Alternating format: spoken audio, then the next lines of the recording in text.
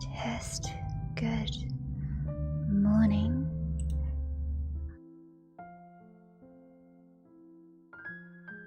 Are we quite alive? Hello, good morning. Good morning. Let's hop out of the coffin briefly. Good morning. Volume test, can everyone hear me? Can everyone see me? Is the background music going?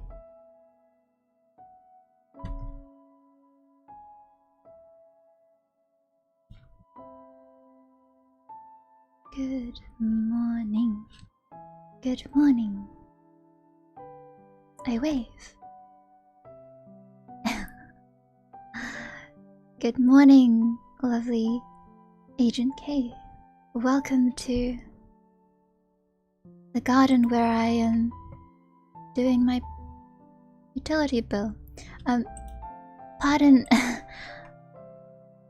the slow, but if you just give me a few more minutes, I will be here just tidying up the rest of my bill calculations.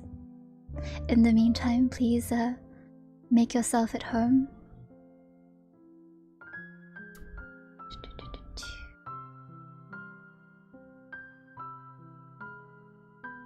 Good morning, Pigeon.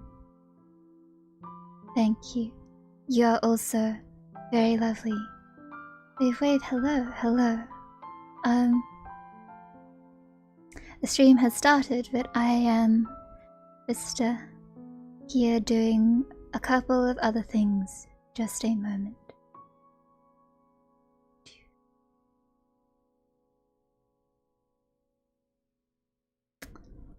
How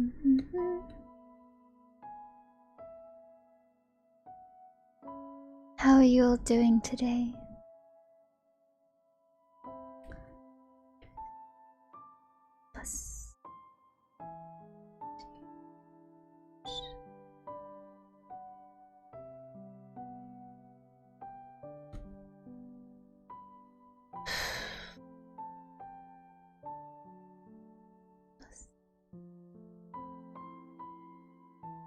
Equals 1, 4.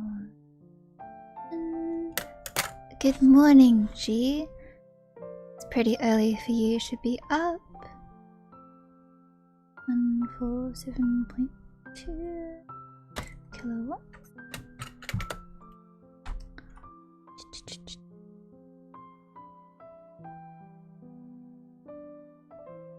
Alka, big fan. I am also a big fan.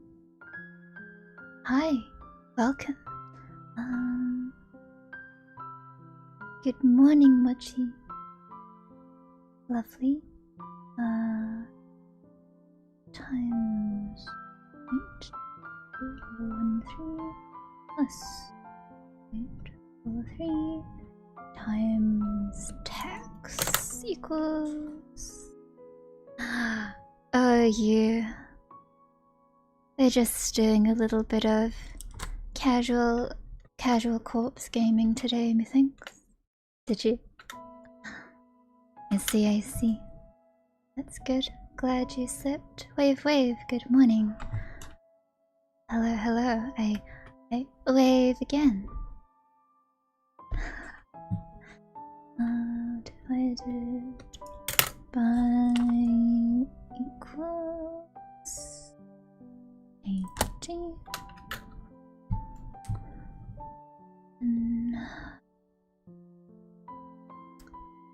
Oh. Good morning. Hello. I am just doing some morning utilities. Hope you don't mind that I'm really out here sorting my power bill on stream for the nth time. 15 plus. Okay.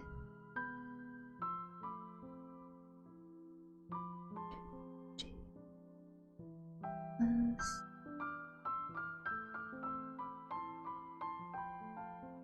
Okay. Plus 7 plus 20 plus 18. Hello, I am doing well. It is raining quite heavily outside where I am. My parents called because they saw that there were going to be flood warnings. Oh, haha. Hello, Tengen. Happy Saturday for you, Sunday for me. Out of interest, it is not flooding, which is fortunate for me. I have to say, if you live on lower ground, it might be harder. I know there's parts of the city that do indeed flood. It's 8 plus 18 plus 18 plus 18.6 plus 18 1 plus 1 4 1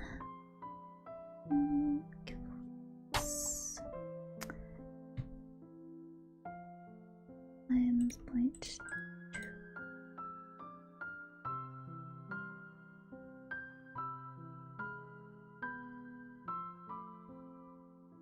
Add the tax. 1.7 equals.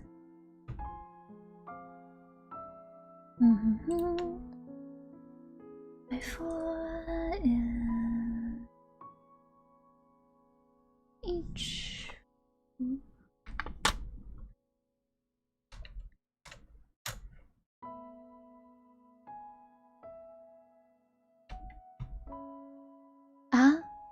Well, rain is more often than not an inconvenience, but we do need to have it. Oh yes, thank you, I will stay safe. Also, in the end, I decided that I would stick a small donation bar somewhere so that you guys could see what on earth it is I'm currently saving money for. Give me a moment. There's just one more week to do. Let's see. Why is today? Why is this day so expensive, I wonder? T7.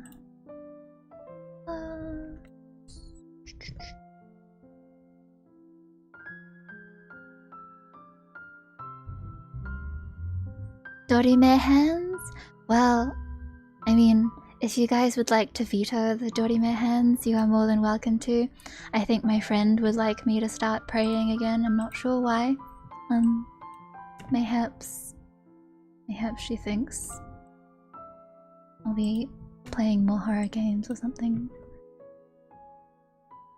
Which could very well be true. I'm not sure if you saw, but Little Nightmares, which is a game that I recommended to a few people but haven't played, raise his hand, I haven't played it myself, is on sale on Steam, and by that I mean it is currently free to play.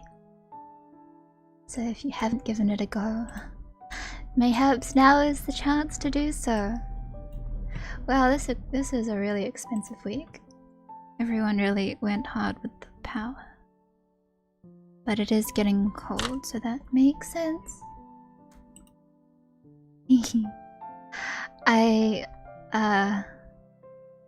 Horror is not my genre of game, but I do enjoy horror, so yeah, maybe something that we can all touch on together. Is it scary? There are plenty of people out there who say that Little Nightmares is not scary, but I think I'm of the opinion that it's quite scary, depending on your fears. Little Nightmares is quite scary to play if you are scared of certain things. I imagine that you're like a die-hard horror fan, or that you play things like, I don't know, Outlast? You might not find Little Nightmares scary because it seems like a bit more of a platformer. But I think Little Nightmares, the world is extremely dense. And it's very... it's a very... atmospheric game. And, pardon.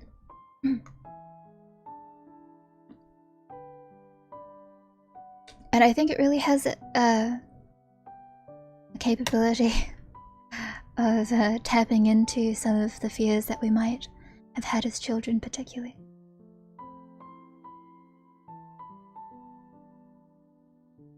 I mean, there's some people that don't find games like Outlast scary. It's different kinds of things. Some people just don't find games scary in general, right?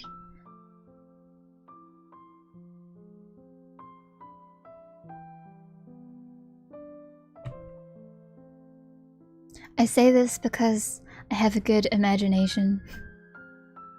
Or at least I like to think that I do. That it fuels Little Nightmares into being more scary. The things that I might have dreamt about as a kid that scared me as a child.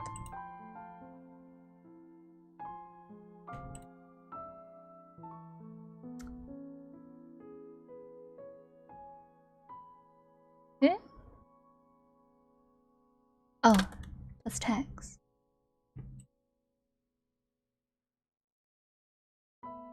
Uh-huh. 0.2 equals...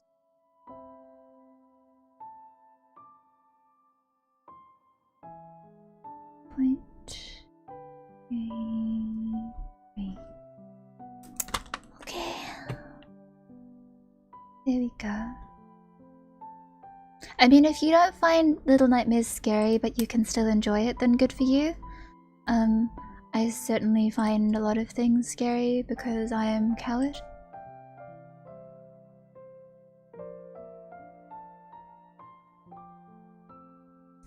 But that is not the game we're playing today. Today we are doing an Ichigo Bundle Explore. If you'll give me a moment just to text my flatmates, I will be done in a tick.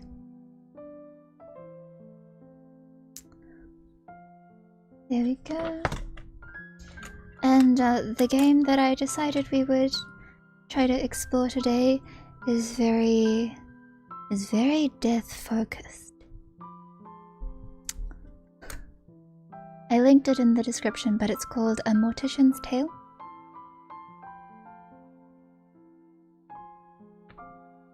And it reminds me of one of my characters, one of my OCs. Some of you might know her from my dragon nesting adventures, but her name is Arbor, and she is the daughter of a lovely family running a funeral home. She has a fascination with death that carries forth into her schooling. I like her. She's a curious character.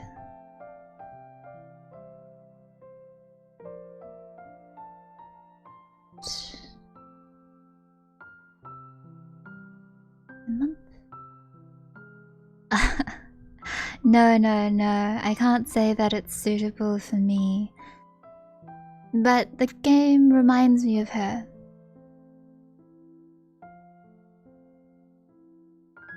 The fact that it calls itself death positive is something that reminds me of Arbor. Arbor is very death positive. Her life has honestly been frequented by death of people she doesn't know and people that she cares deeply about as well. I think it's not something that she has any significant fear or anxiety over, anything that is normal to people, I suppose. She cares deeply about it. But for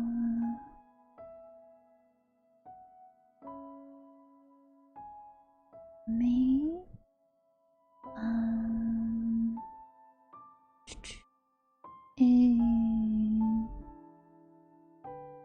six, 3, 10.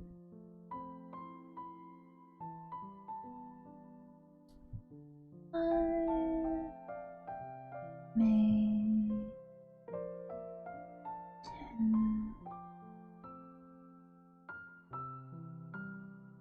10. Is that sad? Mayhaps it's sad. I'm not sure if she would say that it was sad, but through the average eyes, you could say that it is quite sad. Hello, good morning. I am just doing my utilities bill, which has taken me the last 10 minutes. And talking about the game that we're going to try to play. I have not played it before, and I actually didn't watch the gameplay video either, so I'm going in quite blind. Hopefully it's not too hard. We shall see.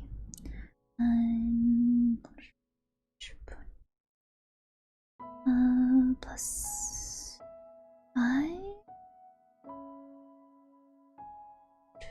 17 was 12 plus 5.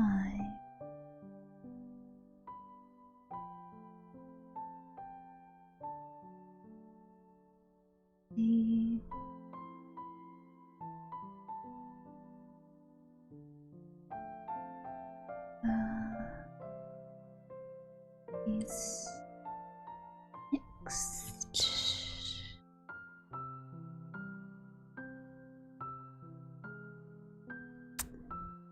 There we go.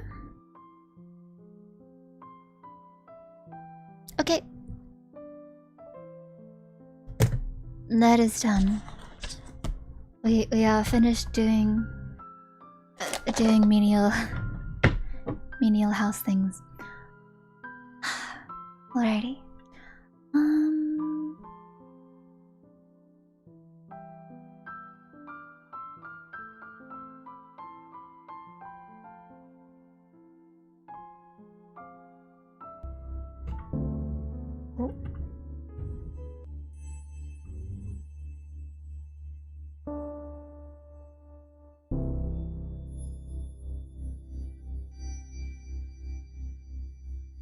Shimmy 4.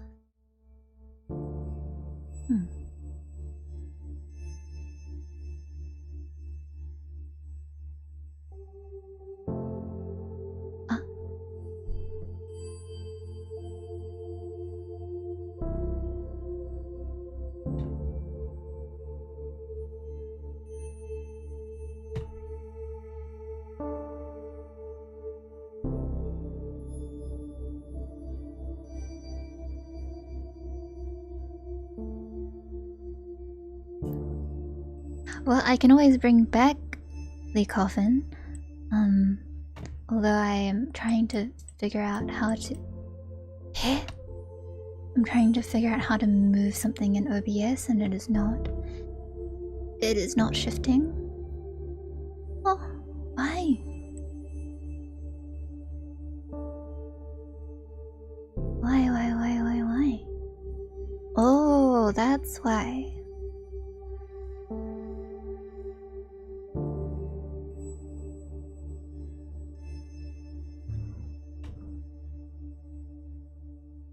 That's a little better.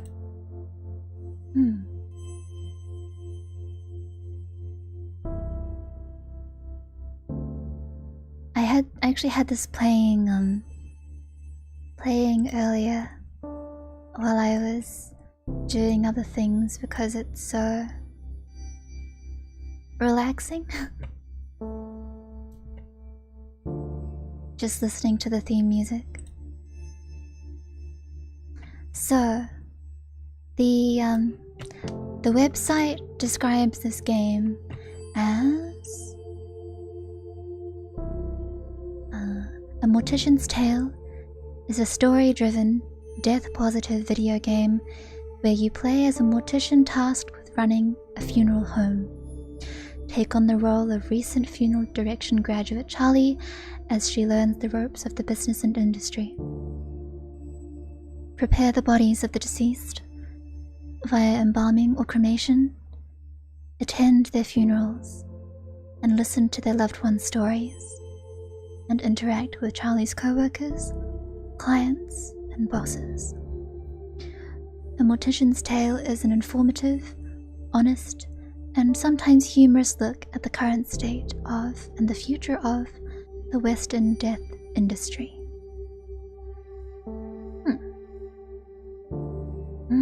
It's peaceful, right? Let's get started. September the 14th, 10:15 AM. How is the volume? Is everything okay? Oh, are they? Oh. Oh, click. Oh, this must be me. I'm Charlie. Hello and welcome to our new funeral director. From Matthew Jeffrey to Charlie. Welcome, Charlie. Nice to meet ya. My name's Matthew and I'm mainly going to be the man who delivers the bodies to you and helps with some of the more heavy lifting. You ever hear that joke about a hearse driver? I'll tell you too when I come by in a bit. Looking forward to working together. I think you'll enjoy working here. Amy is a sweetheart, but she runs a tight ship. Nothing you can't handle, I'm sure. She wouldn't have hired you otherwise. Oh, sweaty. Hope this goes well. From Amy Rose. Hello, everyone. I'd like to take this opportunity to introduce our new funeral director, Charlotte, or Charlie as she told me she likes to be referred to. Charlie is a recent graduate who came highly recommended and is eager to begin her career here with us at Rose and Daughter's Funeral Home. Please take the time to make Charlie feel at home within our little family. We'll have a nice catered lunch this afternoon so we can all get to know each other a little better as well. Sincerely, Amy Rose. Instructions. Oh, these are all things to read? Ooh, sweaty. Let's do this. Hello, Charlie. Well, you're new here, so it's probably best I explain where everything is. In your office preparation room, you'll find your cremation station, cremulator station, embalming station, and obviously, since you're reading this email, your desk and computer area.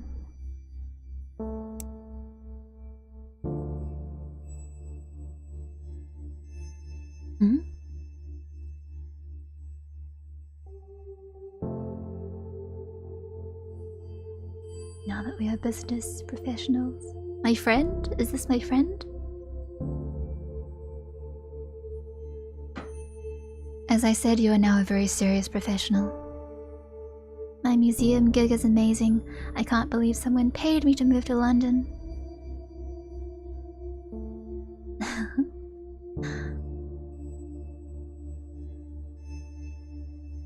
Cute. Cute.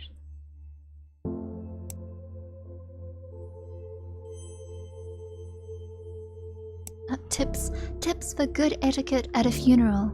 This is important. This is something that everyone should know, but let's read them anyway. This month is all about good etiquette for attending a funeral. I really can't believe we have to write this one out, but since we said we'll answer your most popular questions, here we are, because this is definitely one of the most popular questions.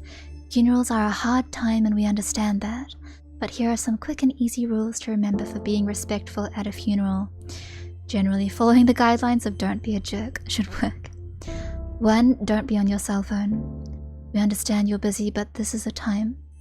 And there is a time and a place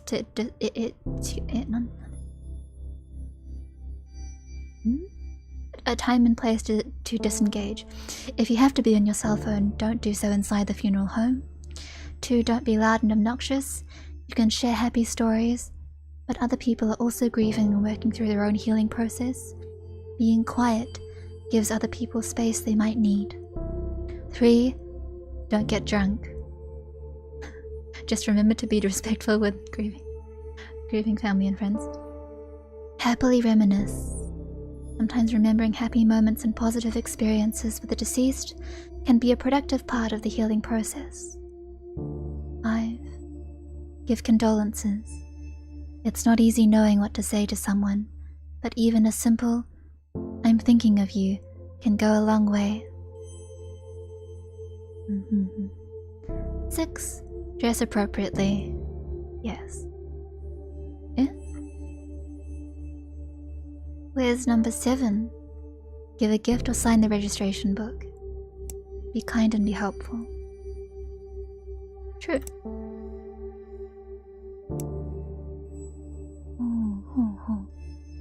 Dear Amy, we're happy to be with Rose and Daughters for my mother's funeral. We understand there are usually procedures that must be followed in these situations, but if you could kindly not embalm my mother, that would be greatly appreciated, and we will proceed with a closed casket for the service. I just know she wouldn't have wanted her death to have any negative impact on the environment, and since she fought so hard to beat her heart disease and to live healthily, it would be a shame to have her final moments be counter to the way she lived. Will happily oblige your request for no embalming and for a closed casket.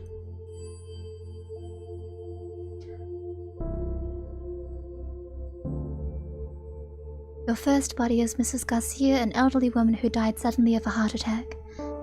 The family has asked for a closed casket funeral, so no embalming or body preparation is necessary. The family seems a little bit more united than previous families we've dealt with. Strange how grief affects people differently. Perhaps having more time to say goodbye makes things a bit easier if that's possible. That being said, although you will not be embalming Mrs. Garcia, I do think it's important to take the time to clean her body. No one is going to see her body, but I like to encourage my funeral directors to do this out of respect for the deceased and their loved ones. Sure thing, I'll get right to it.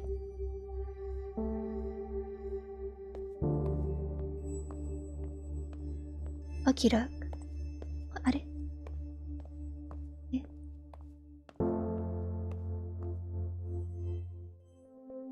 This is the prep room where you will prepare bodies for burials and viewings. Because the family has requested a closed casket ceremony with no embalming, you are just going to clean the body. Click on the sponge and drag it over the body to clean it. Hello, Mrs. Garcia. I'm just going to be cleaning your body now. Pardon me, we'll start from the top.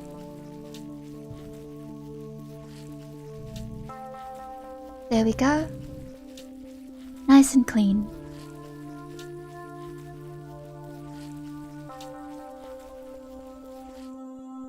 And now your arms.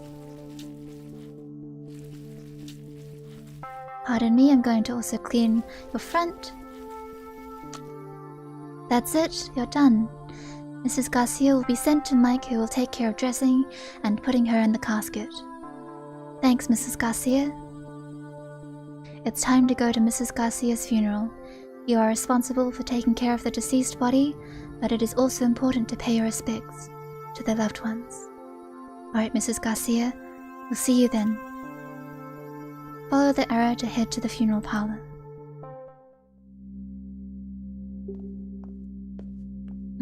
Dressed for a funeral. Do they really do it like this? I have not been inside a funeral home, but this is...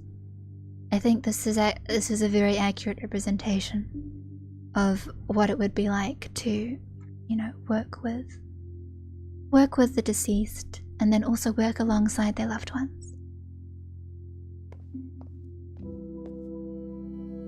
She would have hated these paintings. She was so particular. Is that so? Yeah? Yeah, at least she doesn't have to see them, I guess. That is...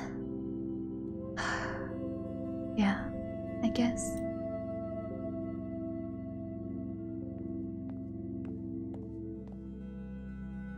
Hello, Mrs. Garcia.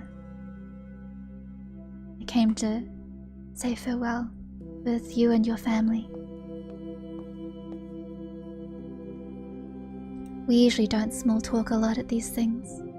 At least that's what I was always taught.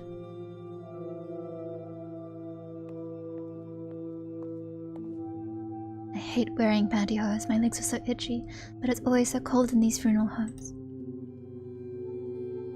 I think I might actually miss those sweaters she used to knit for me now.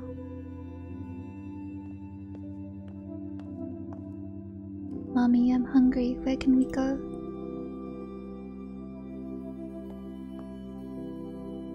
Yeah, I heard the family specifically said no embalming.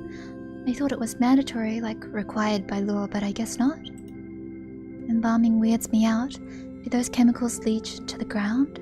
Seems strange to be using a chemical that is known to cause cancer and putting it into the ground like that. Or into the sewer.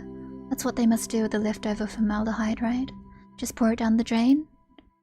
At least embalming guarantees you won't be buried alive. Stop it. Don't make me laugh right now. I think there are probably misconceptions about that process. I admittedly don't think that it's quite the way they described. Without going too far into it, I've been to a talk. No, not a talk. This is something that has come up before, and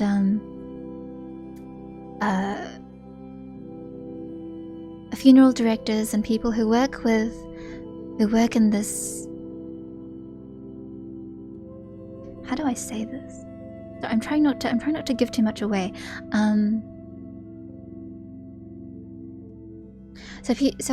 I have indeed been not involved, visited by people who are part of the death industry, as you would call it, and yes, some of what goes into this sort of work is not unfamiliar. Anyway, shall we go? October the 11th, 10:09 a.m. I'm cleaning.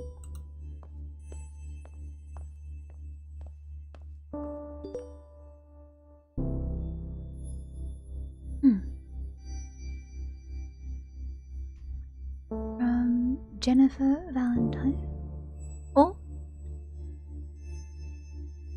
Eh?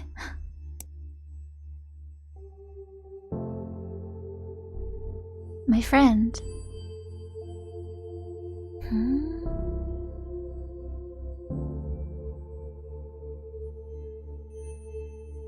Can I rant for just a second? I'm so tired of hearing strangers, colleagues, anybody, male colleagues cough, get on my case for wearing corsets. I wear them under my blazer and over a nice blouse, so it's not like I'm dressing inappropriately. Even though dress codes are such, okay? You know what corsets do to livers, right? Corsets don't do anything to livers. They're definitely not hurting me as much as your condescension is hurting my head. Oh. So let me explain this in a bit more detail. A colleague and I were discussing the tight laces liver specimen we have here at the museum. It's from a woman who died in 1907, and the liver is tapered inwards from what the doctor leading the autopsy believed was too tight lacing on her corset. It's fascinating because it's kind of a controversial topic. Tight lacing was super popular, and while people associated it with fainting or hysteria, it's actually been...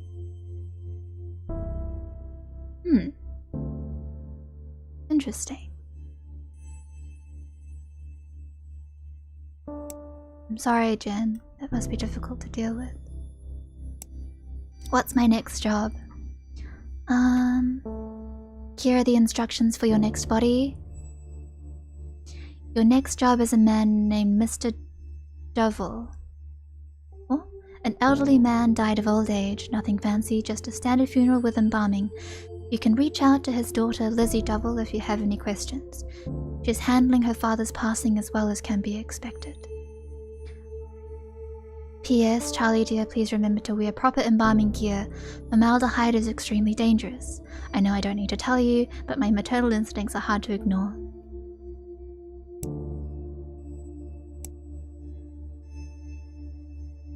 Please pass along our deepest thanks to you and your staff for the wonderful job they did with our mother's funeral. It was really lovely.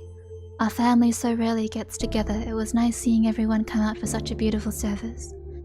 My son never gets to see his family. Also, it was incredibly kind of you to let us bring our own food in. Getting to share home-cooked meals, sharing stories, being there together, it meant a lot. So what I'm saying is it was nice for everyone to be there like that, together in that way. Thank you for making this difficult time easier for all of us. You're welcome. Oh, he has a lot to say. Did I ever tell you the first time I went to a funeral? I was a teenager about to start university and a friend of mine was killed in a car accident totally out of the blue. Really tragic stuff. Oh, hello. I hope that you can sleep well. Thank you for stopping by. Just reading up on some funerals, wowie.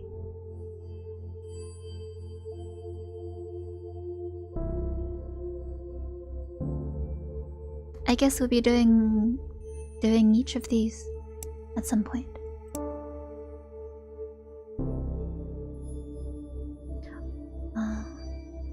But so, the big day, we all got into our best suits and dresses and packed ourselves into a few cars. There were a lot of us, so we had at least 3 different cars full of us, like clown cars, you know. While we were in the procession going to the cemetery, somebody in our car got a phone call from a friend in a different car. Turns out some asshat driver who doesn't know how to not get in the way of a procession drove through the intersection and smashed straight into our friend's car. Nobody was hurt, thank God, but can you imagine getting that call?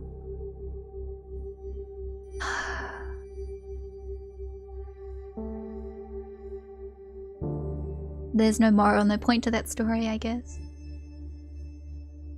I just remembered that story and wanted to tell you. Because we work with death all the time, and I still sometimes get caught off guard by what that actually means.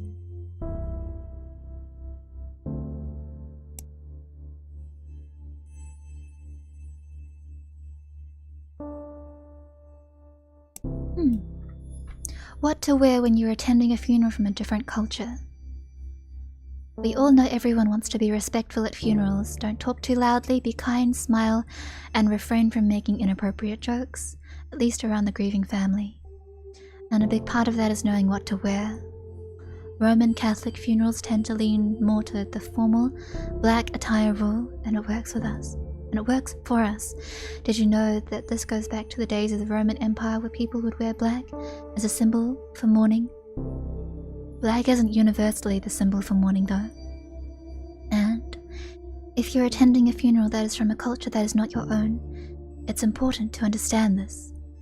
Some colors have different meanings, and despite your best intentions, the wrong choice could mean accidental offense. For example, in Hinduism and in Chinese cultures, white is a typical color for funerals. For Islam though, it is less about the color you are wearing and more about how modestly you are dressed. Refrain from wearing any elaborate jewelry and be respectful of your behavior. Oh, I'm sorry about the funeral stories. Being respectful is just the #1 rule for any funeral. This is true. This is very true. Let's embalm Mr. Devil. I'm sure he's waiting for us. I'm all dressed up. Excellent. Wonder if there's anywhere I need to go. I don't think so. I'm just walking around. Let's go to see him now.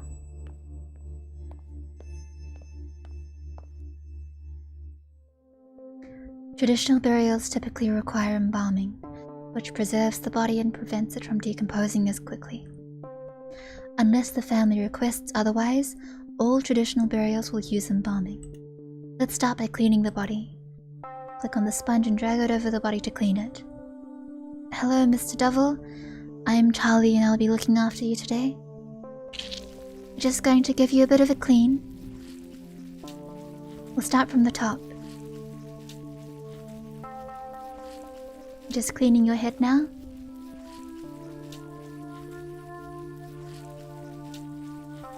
And now I'll clean down to your arms. And the other side. And now I'll clean your front. Here we go. All clean. Click on the razor and drag it over the body to shave it. Alright, Mr. Devil, I'm just going to be giving you a quick shave. Hopefully this will not take too long. There we go. Feels better, doesn't it? Pardon me. Now you're all shaved. In order to break rigor mortis, you'll have to massage the body. Click and drag over the body to massage it. Alright, now I'll just be massaging your arm.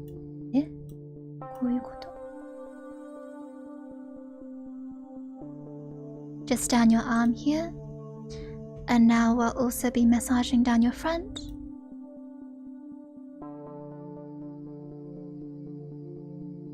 And now I'll massage your other arm.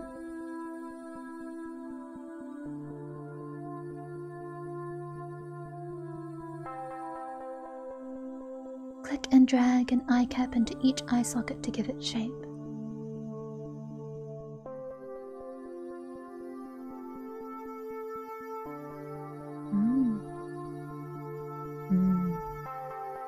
I see.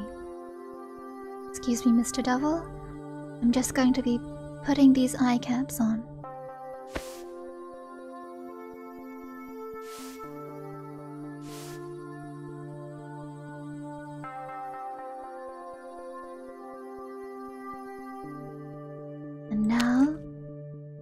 let's make sure that these stay still.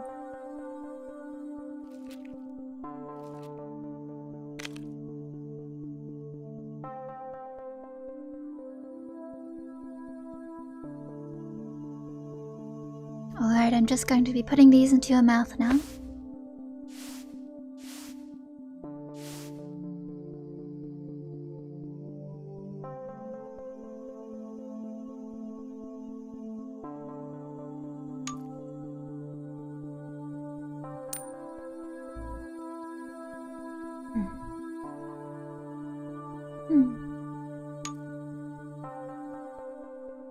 Just going to be closing your mouth now, Mr. Devil. Making sure that everything that was inside stays inside.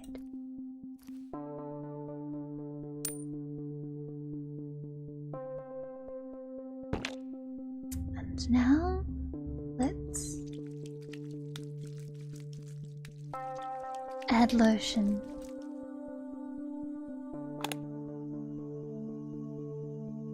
Now I'm just going to be making an incision in your neck. Excuse me.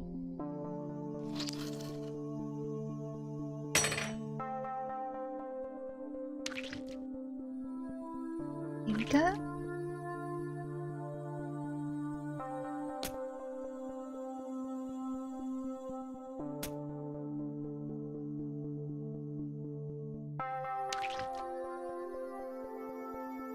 Here.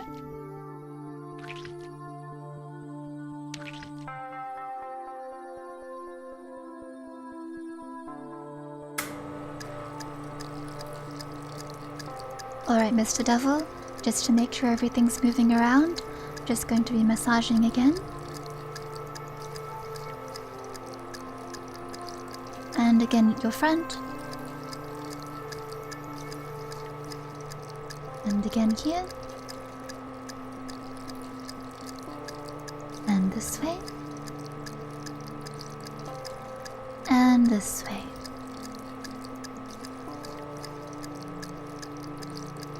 Almost there.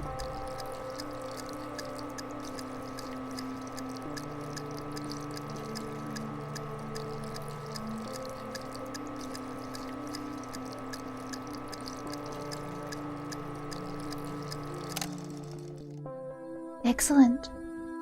Now let's just close up that incision.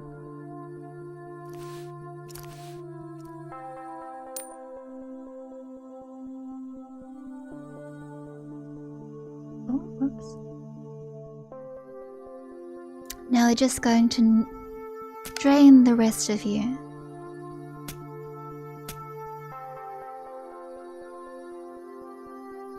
And we'll also go in here.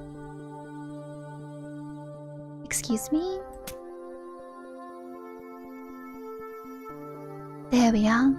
And now we're all done. It's time to attend the funeral. See you later, Mr. Devil.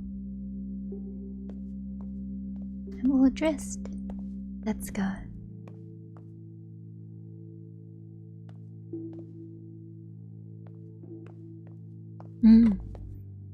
It's a fascinating and complicated process.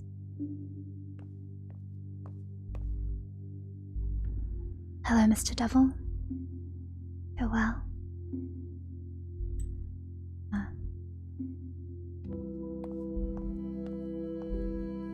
He always wanted to take his grandkids to the park, play catch. He loved playing catch. He threw a mean curveball, that's for sure. Humming. I wonder what he's playing.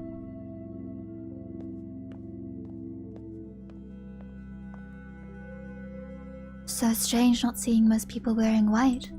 White? Yeah, I think it's different for different family members. I can't remember, I haven't gone to many traditional funerals, so mostly white, but like definitely not red, no matter what.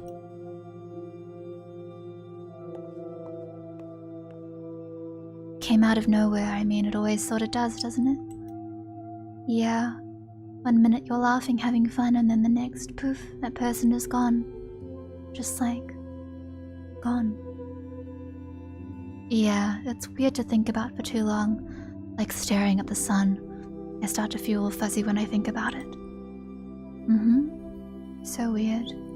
How our bodies just stop working like that. Yeah.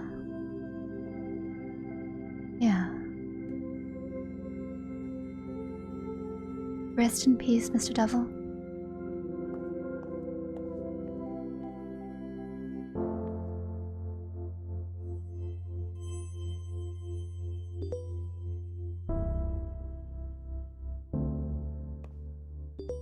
I'm cleaning.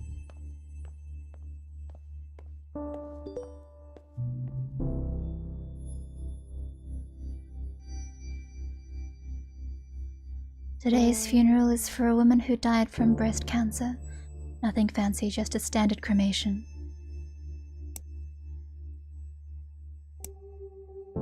Hi, Amy. Thank you for the wonderful evening you and your staff put together for my father's funeral. He wasn't always an easy man to get along with, but I'm glad to have seen him off in such a kind way. Thank you.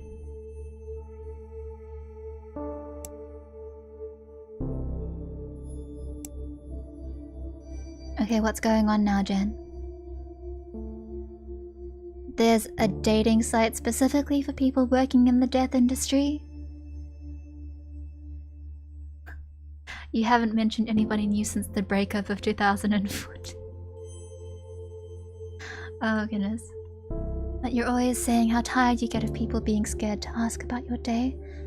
So maybe meeting somebody in the industry isn't the worst idea? Just promise me you'll consider it, okay?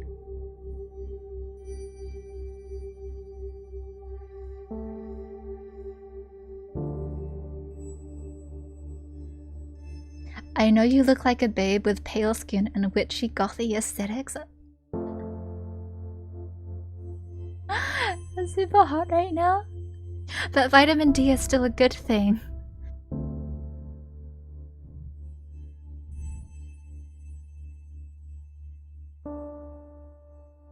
I'm gonna try it out because turns out people get super scared when you tell them you work in a museum filled with dead bodies.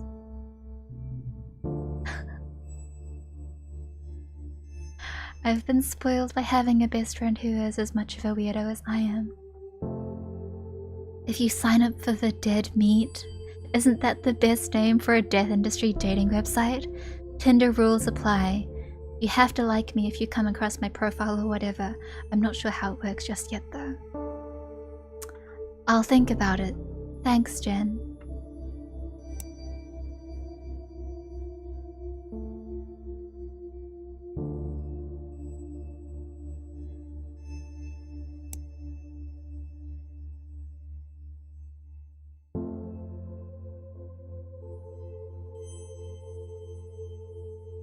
Oh.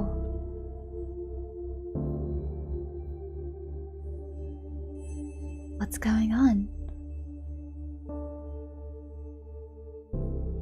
Hey Matthew, this is embarrassing, but it seems I miscalculated some of our income, and I don't have enough to pay you this week. Would it be terribly inconvenient if I cut you a check for next week instead? If you need the money urgently, please let me know. I feel terrible about this whole thing, and I can cut you a check from my personal account if need be. I'm so sorry about this.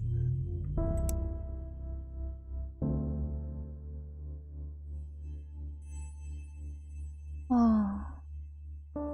I guess this funeral place is having a bit of a tough time.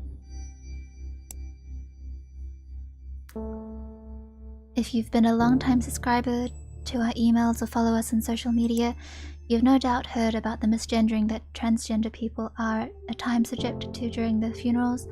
There have been notable situations where trans women have had their wishes overruled by their families and have had their hair cut, are buried under the wrong names, and are subjected to the wrong pronouns in their obituary announcements.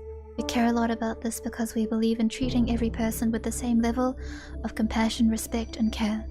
And this absolutely extends to pronouns and respecting the deceased wishes as per their lived experiences. The CDC's Funeral Director's Handbook on Death Registration and Fetal Death Reporting offers the fraught directive: enter male or female based on observation. Do not abbreviate or use other symbols. If sex cannot be determined after verification with medical records, Inspection of the body or other sources. Enter unknown. Do not leave this item black. Leaving it up to observation obviously enters into a world of issues since bodies can be so different. And because of ingrained bias, people can draw incorrect assumptions based on their own inaccurate observations.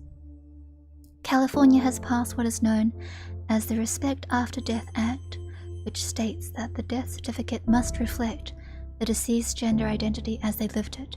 So, a step in the right direction. People who are trans deserve the same respect in death that people who are cisgender receive. Misgendering in death takes away this respect. It can also inflict hurt and trauma on spouses and friends that survive the deceased. So what can we do as funeral directors? Listen to the people who come into your office. In America, especially some marriages may not be recognized as legal depending on the laws around same-sex marriage, but this doesn't mean you're not dealing with two people who have loved each other in the same way as another couple. Listen, learn, and always be respectful. While you have to work with the next of kin, your duty is also to ensure the deceased receives the utmost respect in their burial. If a funeral is to honor the deceased, then do that. Honor them.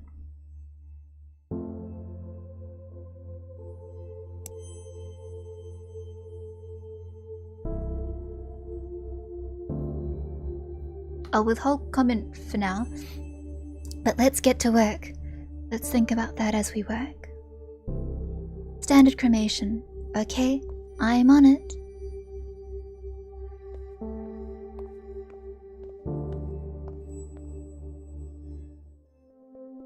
Mrs. Hall. We'll need to prepare her body. Mrs. Hall's family brought clothing and jewelry for her to wear. It's important to remove these before the cremation process as to not damage them.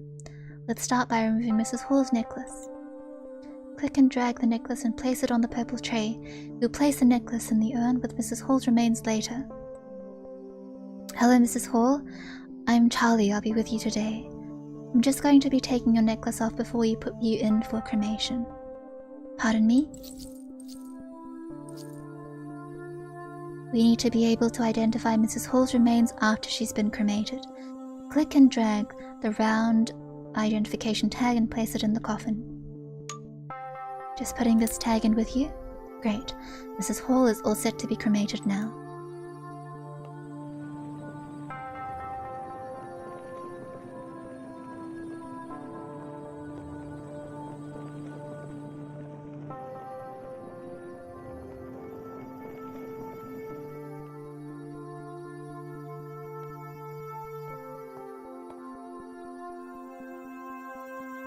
This is the cremulator. Contrary to popular belief, cremation doesn't turn bodies into ash so much as bone fragments. Using the cremulator, we'll break these bone fragments down into ash-like remains. Let's start by placing the urn in the cremulator. Click on the urn and drag it in the cremulator under the nozzle. Click and drag the bone fragments and drop them into the top of the cremulator.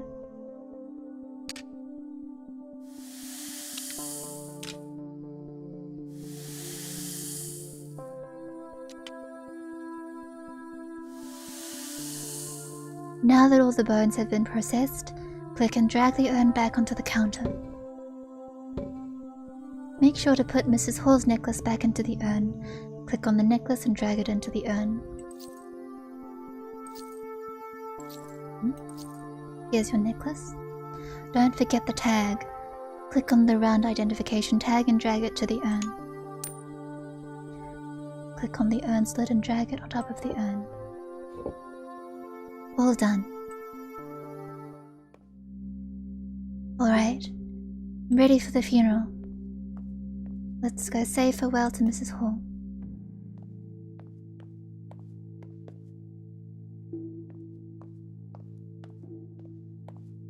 Rest in peace.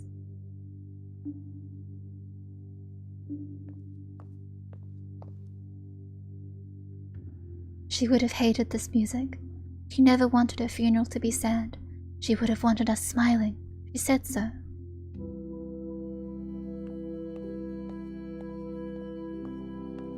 She fought really hard. She was proud of herself. She never gave up. Not once.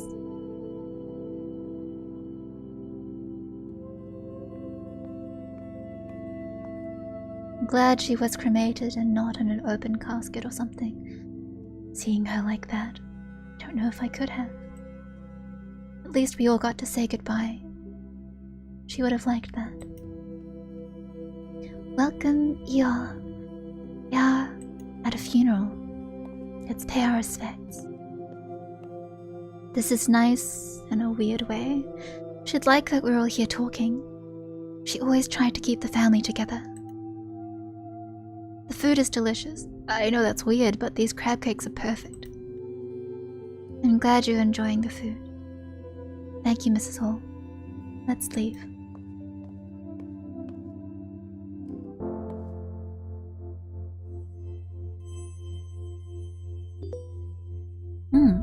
I am cleaning again.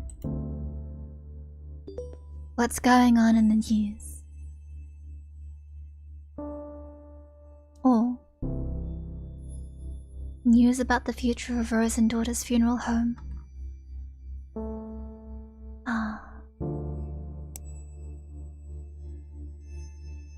Ayol, it is with a very heavy heart that I write to let you all know that Rose and Daughters will no longer be in business. The truth is, I don't really know what to say. Since my father passed away, I've done my best to make Rose and Daughters warm and friendly to anyone who chose to use our services. It was my memorial to him, the original Rose in a lot of ways. And you've all become like family, including you, Charlie, our most recent addition. But it's been getting harder to make ends meet. Rent is going up in the neighborhood and I'm finding less and less like I have the energy for this business. There's a lot of competition from other funeral homes, larger corporations that can take on more business and offer more impressive services. You know the way it goes. So we've been bought. Or I sold. Either way, soon, Hillside Heritage Enterprises, Inc., a company that owns many funeral homes in the city, will replace Rose and Daughter starting from the beginning of next month. Same building, same name. They're keeping the name Rose and Daughter's Funeral Home for tax purposes, but honestly I'm trying hard not to just see it as a move on their part to keep up the image that it's a family-run business. I don't know how I feel about that, but I also don't know if there's anything I can do at this point either. I've signed the papers. At least my father's legacy is still intact. Somewhat. They have a good reputation and have agreed to keep you all on. That was one of my stipulations. I would sell as long as you all weren't without a job. Sorry I didn't tell you in a more personal way. I would have loved to have a company lunch, but I admittedly didn't have the heart to tell you in person. This was easier for me. Please understand.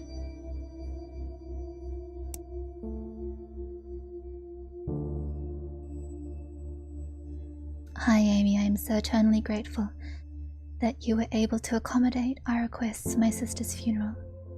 It was a beautiful service and she would have been happy with it. That's such a weird thing to say, isn't it? Thank you again from the bottom of my heart.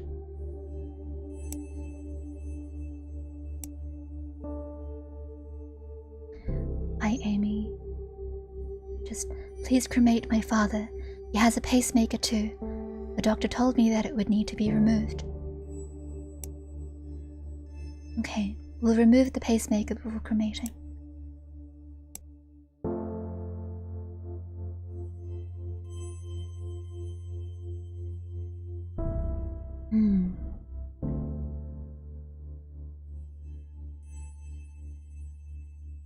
I see. This is from Mrs. Garcia's family. Hi Amy, I know this email might be a bit odd, but you said if I was ever having troubles I should reach out, and you would know somebody I could talk to about all of this. I don't know what to do now. I know my grandmother had lived a full, good life and was very happy, and that she's not in any pain now, but I still feel empty, Amy. I've never felt this empty before. What am I supposed to do now? I thought I was stronger than this. Can you refer me to someone can you refer me to someone to talk to? I don't want to freak out my mum right now. She's dealing with enough with work and the will and trying to just be the best mum she can. I just need somebody to tell me that it'll be okay.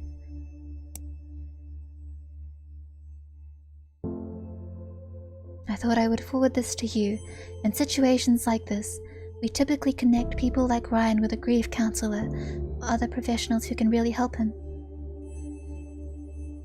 It's difficult, and family isn't always the most reliable for some people. Usually I would be happy to connect him, but I'm feeling a little tired today. Not my usual self.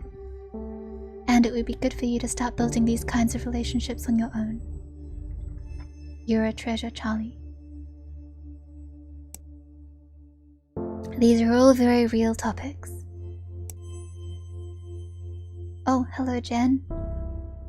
Charlie, I've been playing a new game when things are slow at work. It's called Tales from the Crypt Sweeper. It's like Minesweeper, but way harder. I thought my Minesweeper game was on point after working that overnight front desk job at that hotel for 3 years, but I must have gotten rusty. Anyway, instead of mines, you want to avoid graves so you don't disturb the adorable ghosts. The main character also kind of looks like you. That's cute.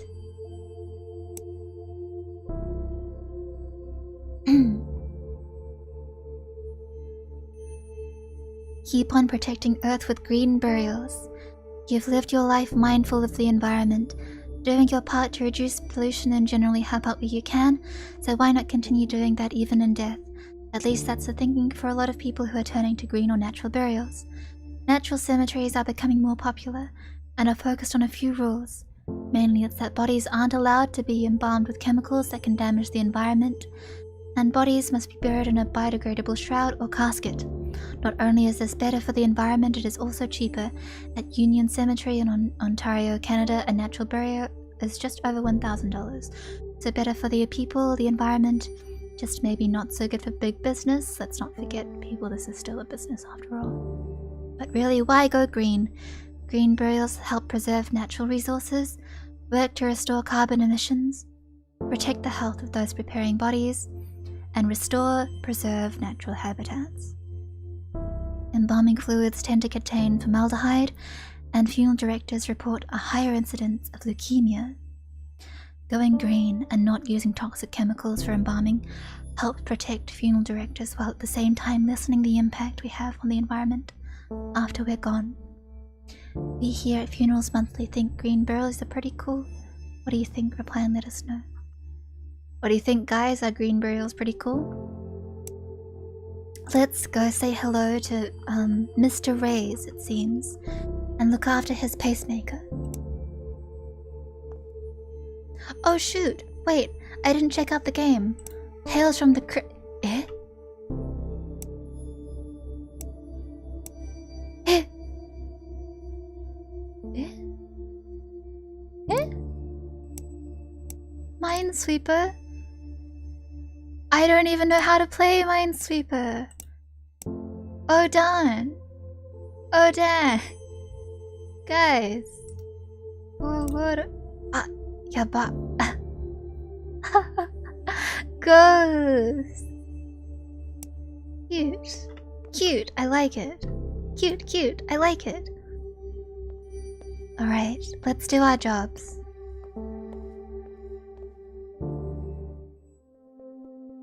Mr. Reyes came directly from the hospital, so we don't have to worry about removing any valuables from him, as the family did not provide any for us to include. However, Mr. Reyes has a pacemaker that we'll need to remove before cremation. Because pacemakers are batteries, they will explode inside the hot heat of the cremation machine, and we definitely don't want that. Let's start by removing Mr. Reyes' pacemaker. Alright. Hello, Mr. Reyes. I'm Charlie. Before we continue with your cremation, I'm going to take out the pacemaker that was helping to run your heart.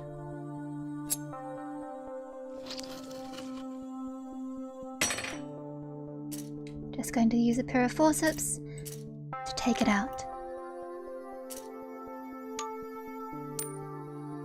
Alright, Mr. Reyes, you're ready.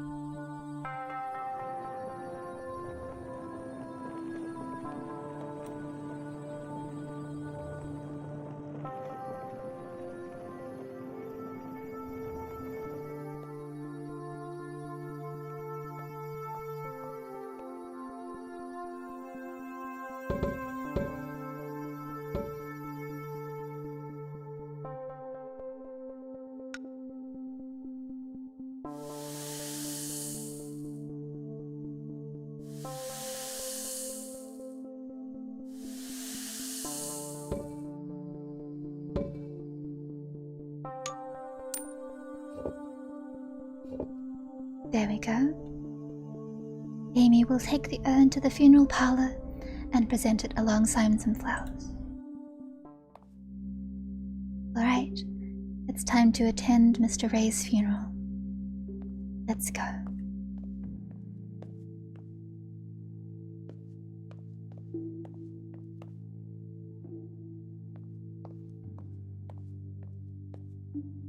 Rest in peace.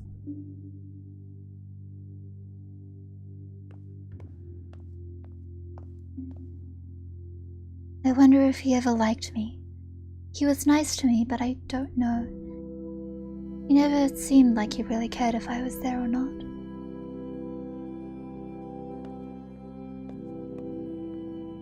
Hello? I always told him to quit smoking, but of course he never listened to me, so that figures.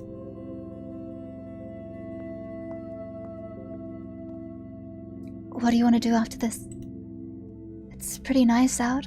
Let's change and go find a patio somewhere. Sounds good. Could really use a beer right now. Hey, did I ever tell you the time we tailgated?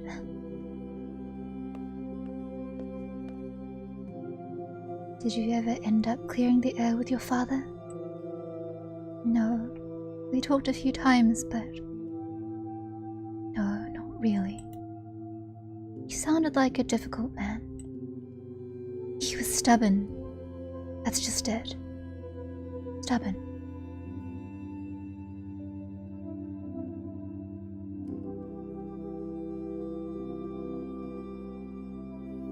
Rest well, Mr. Reyes.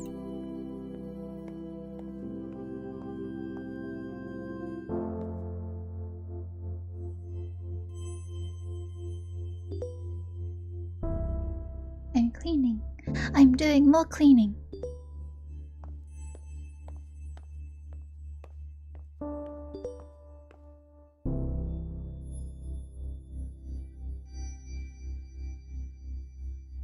Hi Amy, I just wanted to thank you for the service the other month and apologize if I was abrupt. It was kind of a shock for me and I didn't feel comfortable with the whole process. He wasn't supposed to die yet. It hasn't been easy.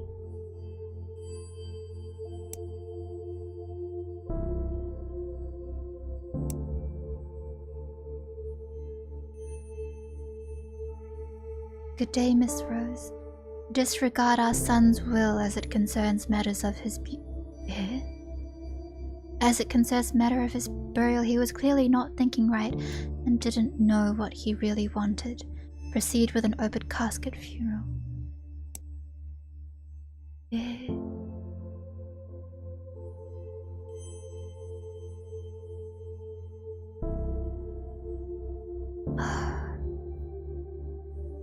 Charlie, I was hoping you wouldn't have to confront the situation yet. Rose and Daughters has been asked to prepare the body of a young man who took his own life. He had a will prepared and asked for cremation, but the family has demanded a traditional burial instead.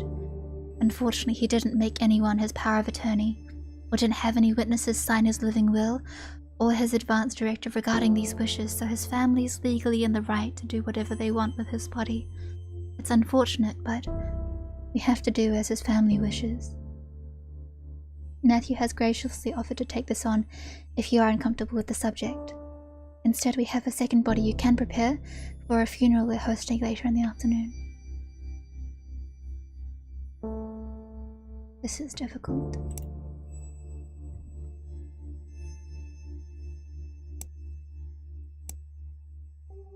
What's going on, Jen? You hate mushrooms so much, I found the perfect thing for you. I've been thinking about death. I know, shocker, look what you've done to me. I think I want this mushroom suit. Huh. Anyways, the idea is that it's a biodegradable suit that the deceased wears. It's made with what people call a biomix. I think this is what I want. It'll be just like Hannibal. Wait, don't tell people I said that, okay? I love all the death innovation happening. We might as well do something while we're in the ground, you know?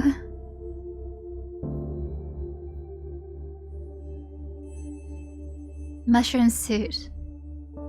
I.e. mushrooms and other microorganisms that help to decompose bodies, neutralize toxins in the body, and provide nutrients for the soil for plants.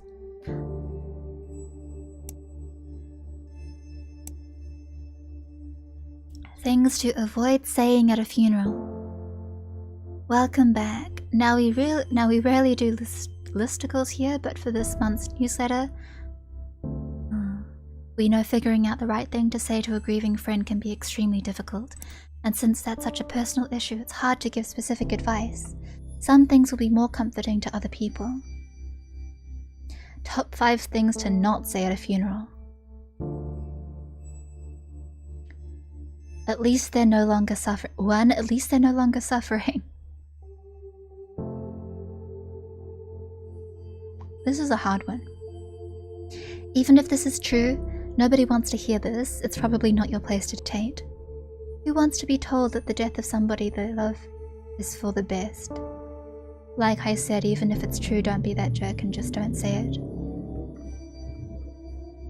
2. Were they saved? No religious statements, just don't. Why? Because not everyone agrees with your religious views, and not only is not always comforting, it can also be insulting. 3. They're with the angels now. See above's note, then rinse, repeat. 4. Let me know how I can help. This one is tricky. You want to help, but those in mourning won't always ask for help. If you want to help, suggest specific things. For example, I'm free if you need someone to babysit the kids. Actions are better than passive statements. Cook something for them. Take them to their favorite restaurants or buy tickets to see a movie together. Sorry, hold on.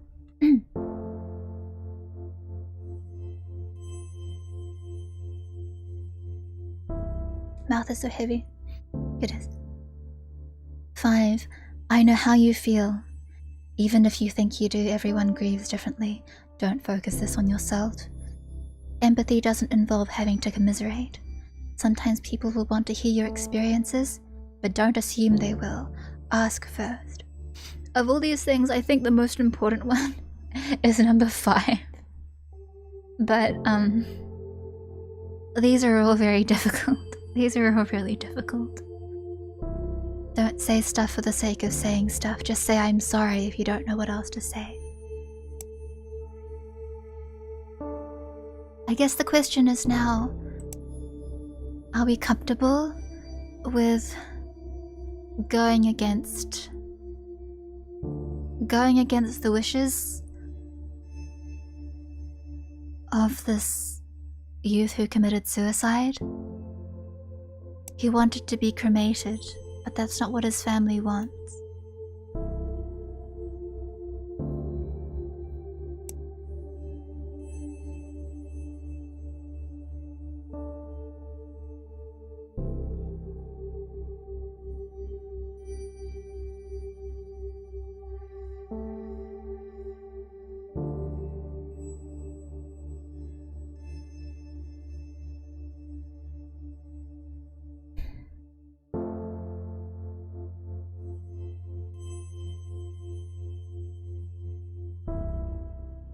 I don't know, actually.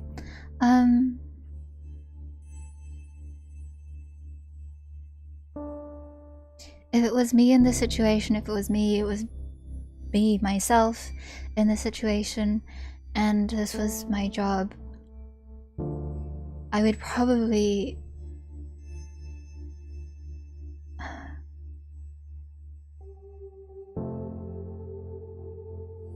I mean, the fact is, it still has to be done.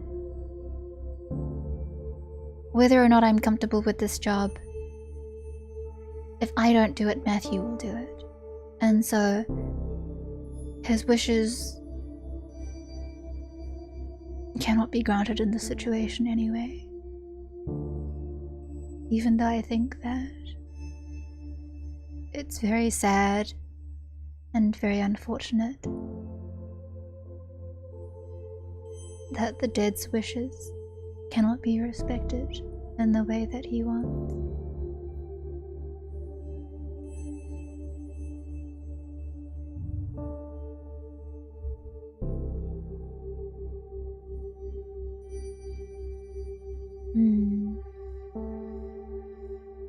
Isn't it a difficult situation?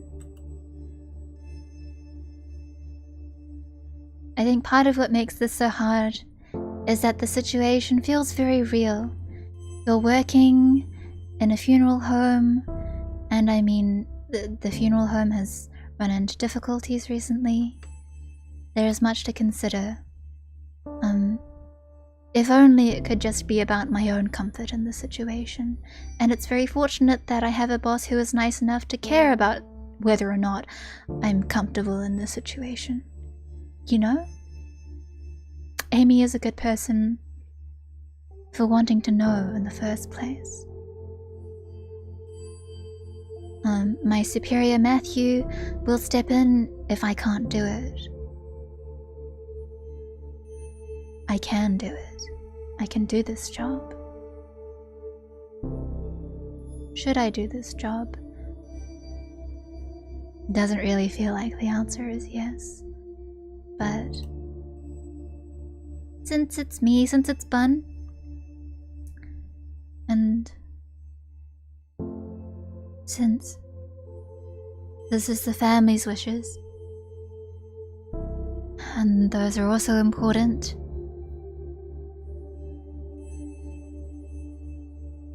I think I will have to do it. If I don't do it, it will burden my superior as well. And I haven't asked whether or not he is comfortable with this. Maybe we are all uncomfortable with this. The problem is bigger than me. Let's just do it. Alright.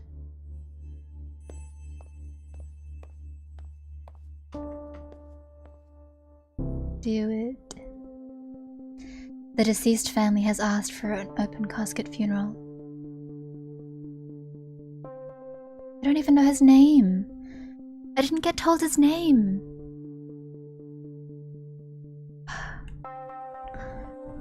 Hello, I'm Charlie. Your family has asked me to prepare your body for your funeral today. I'm sorry that this is not what you asked for, but I hope you will understand why I have to still do it. Let's continue. Yeah? Mr. Scott? Just call him Mr. Scott? Somehow I expected him to have a different name, but no, that's right. Let's call him Mr. Scott. I'm just going to be cleaning your body now. We'll start from the head.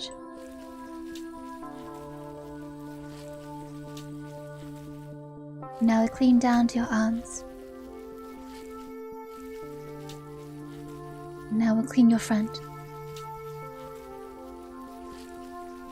All clean. Alright, Mr. Scott. Now I'll be giving you a bit of a shave.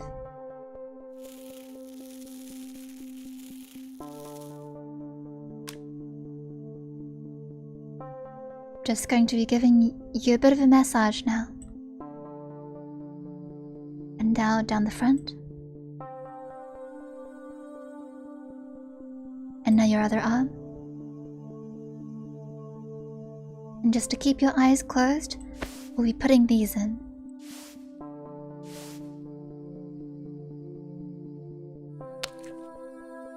This is to make sure they stay shut.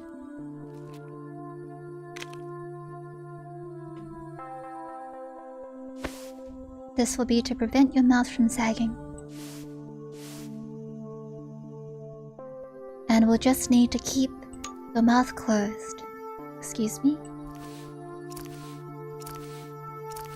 Well done. We'll just be putting this lotion on you.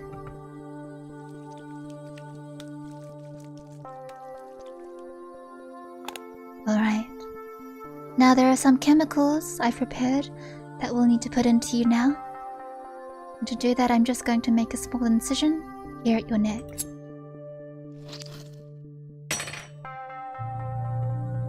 Just have some tubing here, and that'll be going into this cut here.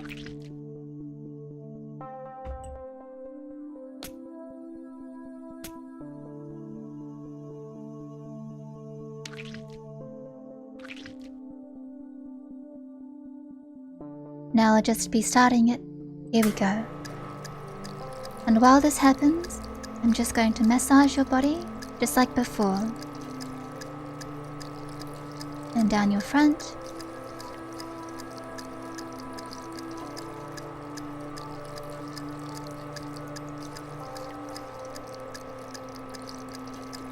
And down your other arm.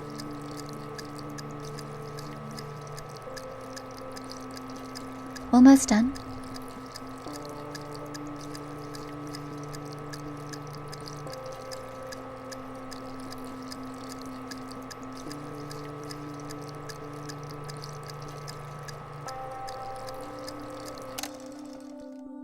We're all done. Now let's just sew that cut closed. Now, I'll need to drain your organs, so excuse me if a trocar prepared. We'll just go in again here. And once more here.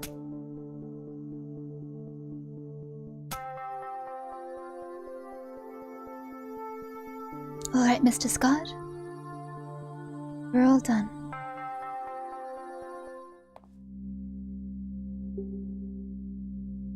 Bun, you think you could do this in real life? That's an interesting question. It's time for the funeral. I'm not really looking forward to this one.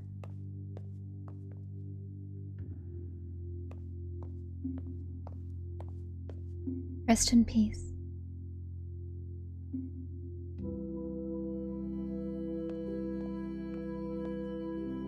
I still can't believe he did it. I feel like I should have known, you know? Been able to do something to stop it. There was no way to know. Can't blame yourself. You wouldn't have wanted that. I know. It's just... It hurts, of course it does. Yeah, I know.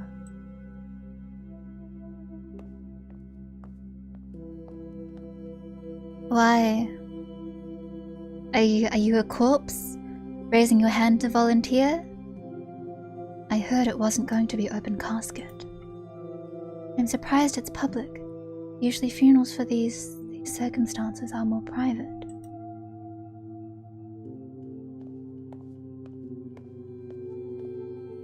I wish we were closer. Wow, I still can't believe this is real. My baby brother. I should have played more games with him when he asked.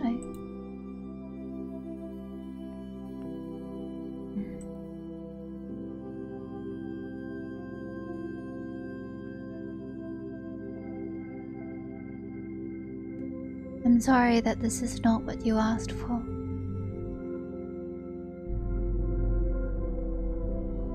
Since this is what your family requested, this is what we did. I hope that you'll forgive us. Now that we've paid our respects, let's go.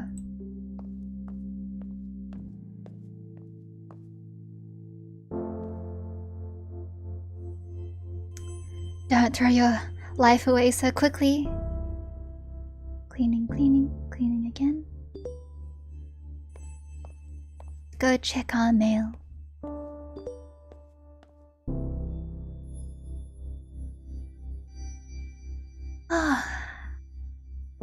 We are pleased to bring on Rose and Daughters as part of Hillside Heritage Enterprises.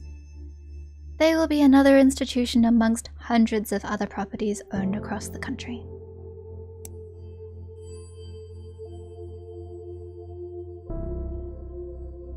Wouldn't be surprised if they're monitoring our emails now. No, okay, I don't really believe that, I'm just upset. They're colder than the corpse I picked up from the morgue this morning. Who charges this much for funerals? It feels dirty and exploitive. Oh, Matthew.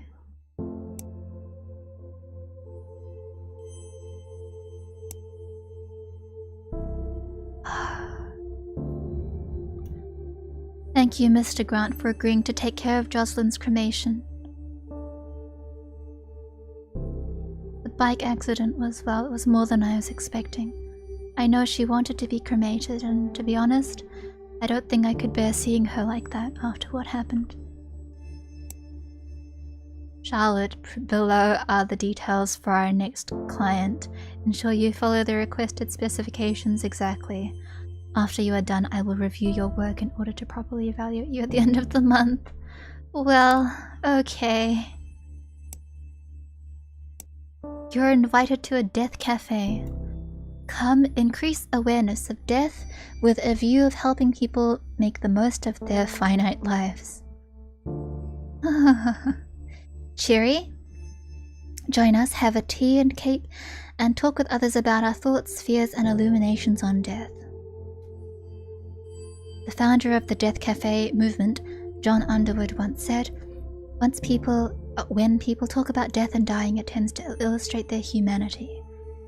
Interesting. Hi Jen, how's it going? Can't really write much right now. I have a lot of work I have to do with an inguinal hernia from 1750. What? Why?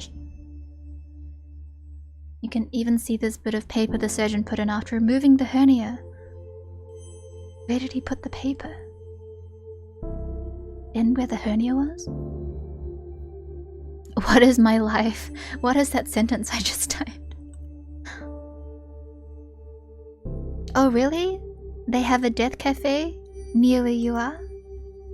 If you ever go there, you can think about this game, mayhaps. Different funeral traditions. Funeral rites, even in our own culture, may be something many of us may be unfamiliar with. For many people, all they know of funeral traditions are what they've seen in media, but, and I think this goes without saying, funeral rites and traditions aren't the same across the board. Different cultures have different protocols, cleaning the body to different aspects of the service itself. Religion offers different paths for dealing with death, but the goal is almost always the same, offering support, guidance, and ease to the people who are grieving.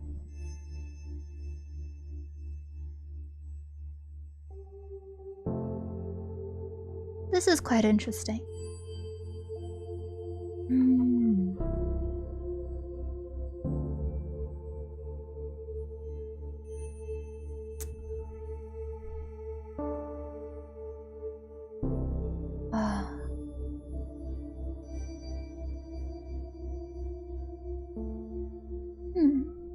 Oh, the tab changed to Hillside Heritage.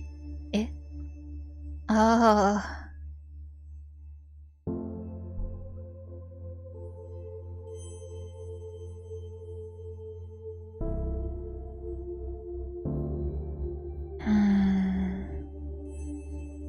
Prices aren't put on there.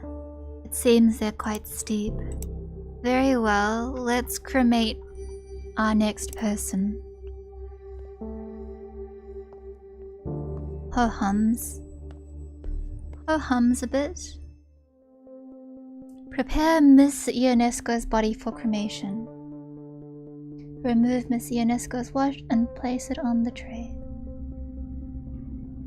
Hello, Canary. It is quite late. I hope you sleep well. Just taking off your watch. Sorry. I didn't even introduce myself. I'm so... Oh. Hello, Mrs. Ionesco. I am Charlie. I'll be looking after you today. We'll just take off your watch and place this into the coffin next to you. And now you are ready for cremation. I'll send you off. Bowie. There is much to think about. There is much to think about.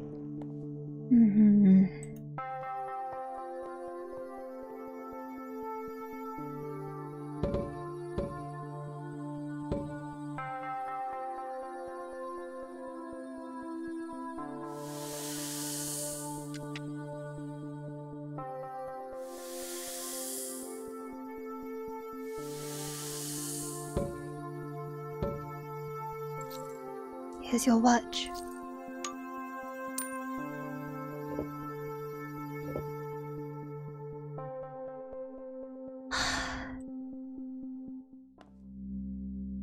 Alright, let's attend the funeral.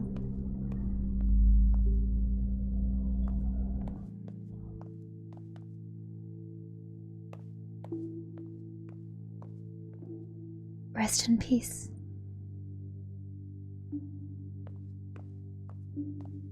So glad it was a cremation. I would have lost it seeing her body.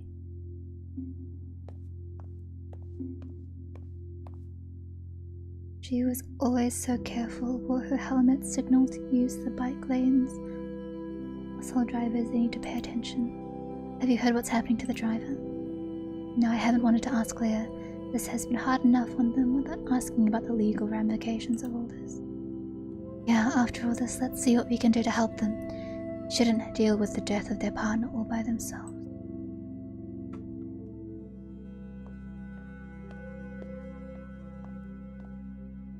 I have to go through all of her things. How am I supposed to decide what to keep? If you need help, I can help. No, thanks, but no. I don't know, it's so intimate. Feels like I should do it myself. She would kill me if others saw the things we have. She was kind of a closed book, except to you.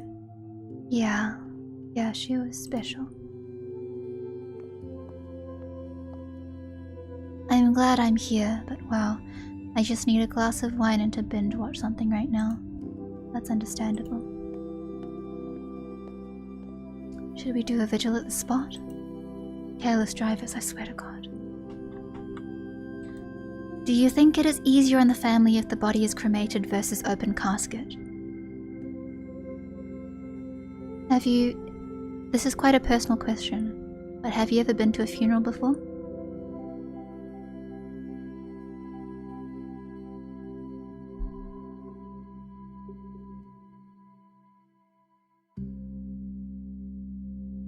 What was that funeral like?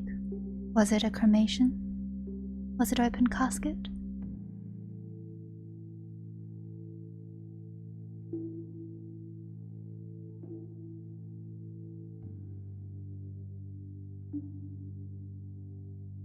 I see.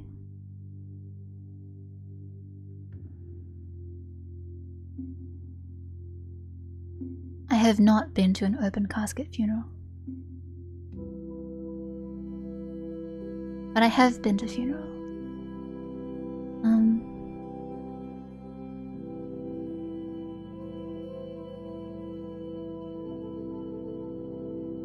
I think that this is an important choice, for families to make when wanting to say goodbye to their loved ones. I think above all, a funeral is not held for the person who died. It is held for the person and people, held for the people who survived them.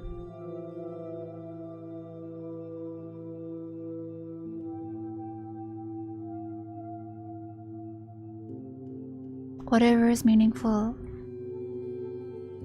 to the families, I think is the right decision. Not everyone agrees, of course. And it will be different for different people.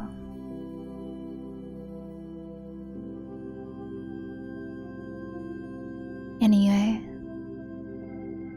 it's a very heavy question. And that question, if you had to ask me for an answer,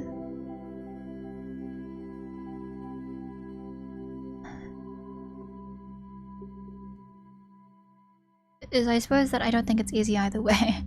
I don't think that there is an easier path to take. But I think because I don't have any experience with open casket funerals,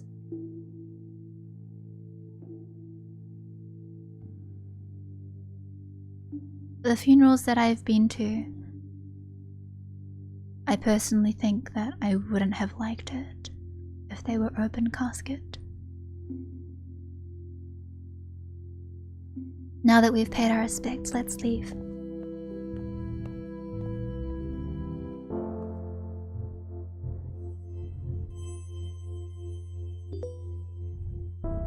Cleaning, cleaning.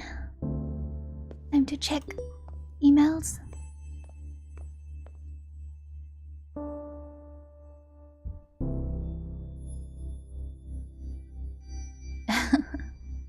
Rules and code of conduct.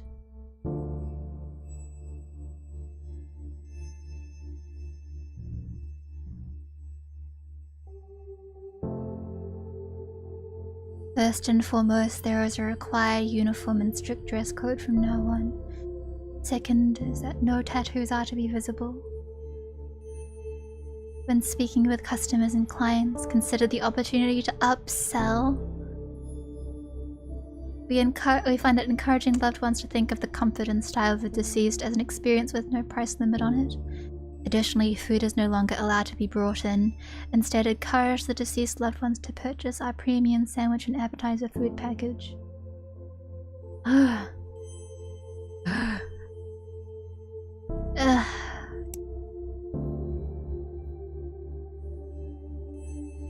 Charlie, I need a drink. Beer after work.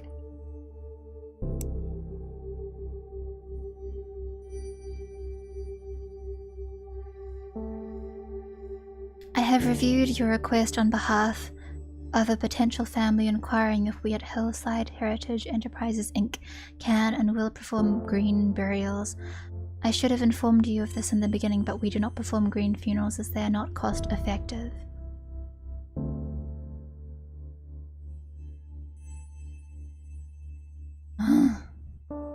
Okay.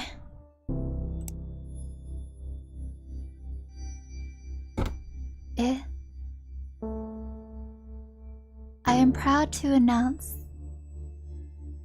to dispose of any unclaimed bodies.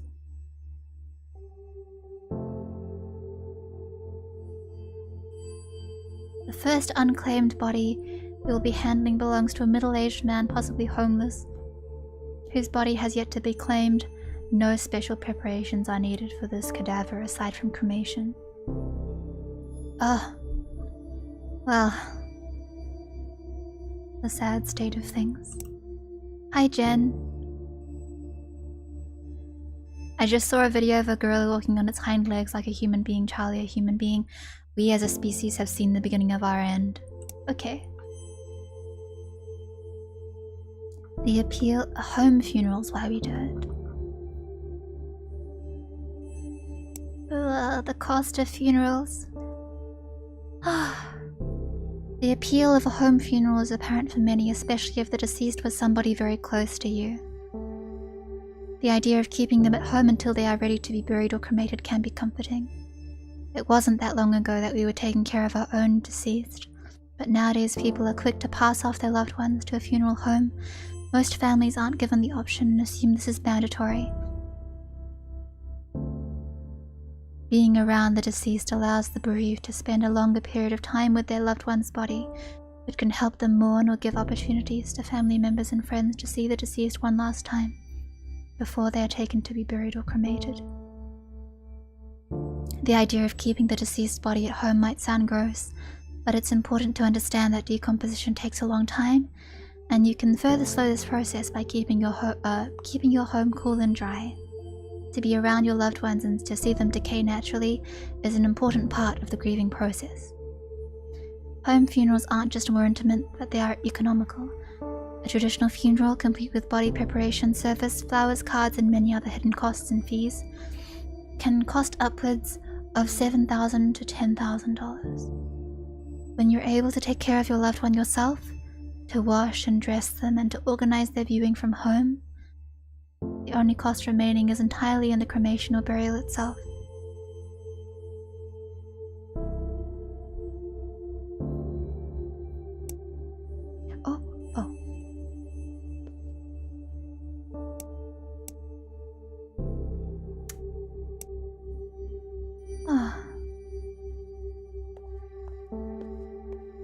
John Doe. Did they...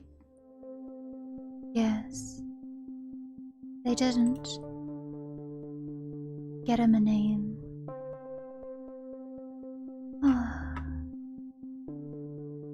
Before we cremate this gentleman, we'll need to prepare his body.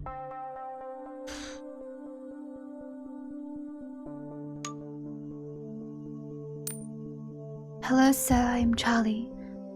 I'll be looking after you until we get you cremated. Here's a tag that I'll be putting in next to you. And now you're all ready.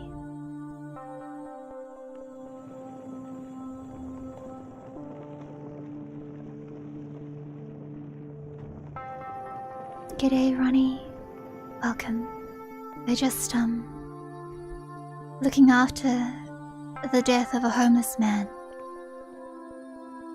He's been cremated now.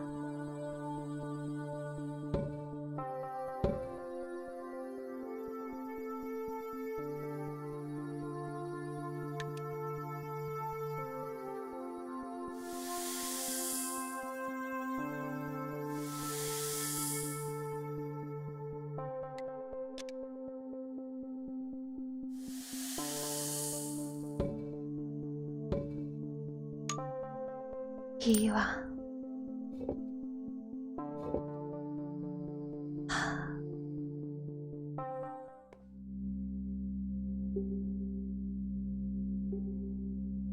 How sad. Let's go say our respect.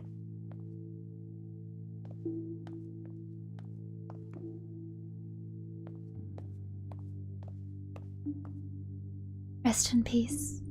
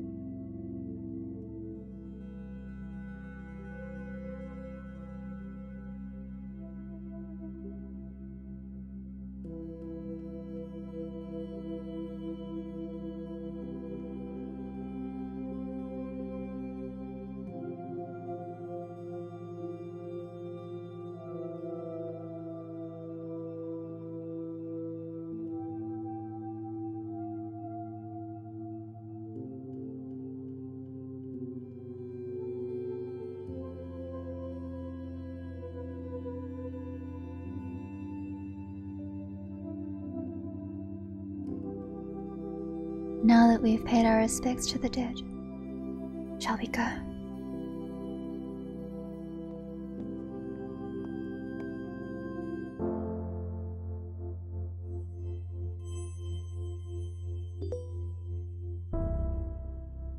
Cleaning, cleaning, more cleaning.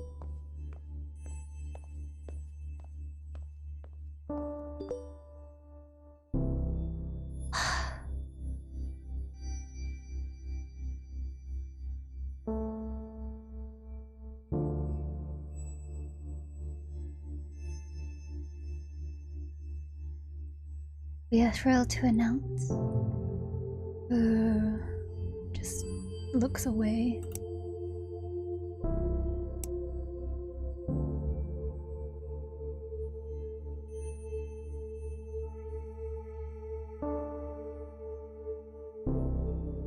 Sad, sad. I don't like this. I don't like this at all.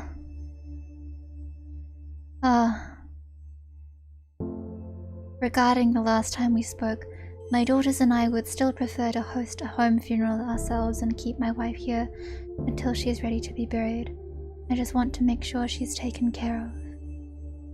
Her heart attack was so sudden, we don't know what to do. We just want to make sure she has a proper send-off.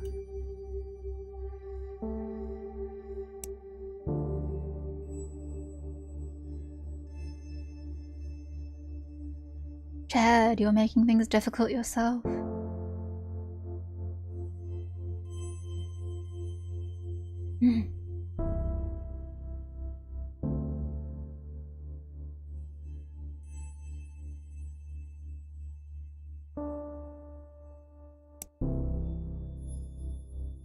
Charlie, it's official. I've put in my 2 weeks. You know how unhappy I am working for Mega Corporation 101.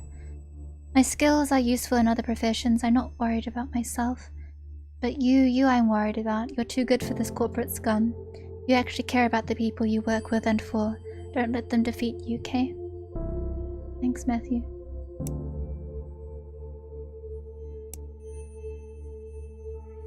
Hi, Jen. Dating a special effects makeup artist, and she is like the coolest person I've ever met in my life.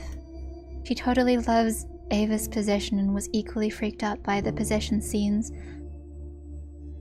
Oh.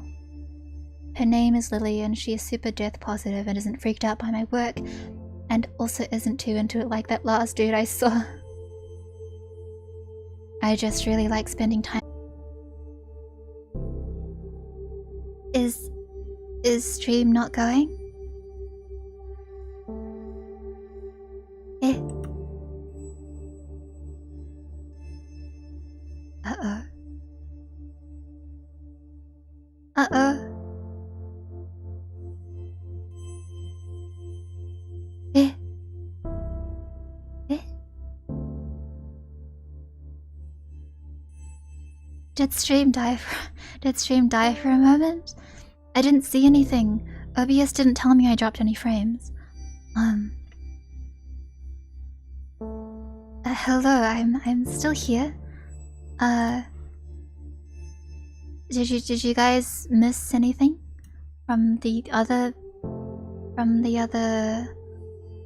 emails? We just got a message from Chad saying something not important, and then another message from Chad saying you've got to sell more to our customers, and then a message from our lovely coworker Matthew who's quit, and then a message from Jen, our best friend, saying she's met someone she likes. Her name is Lily, and apparently she's pretty death positive too. And then just reading through the oh, I see. I was just reading through the water cremation / alkaline hydrolysis email.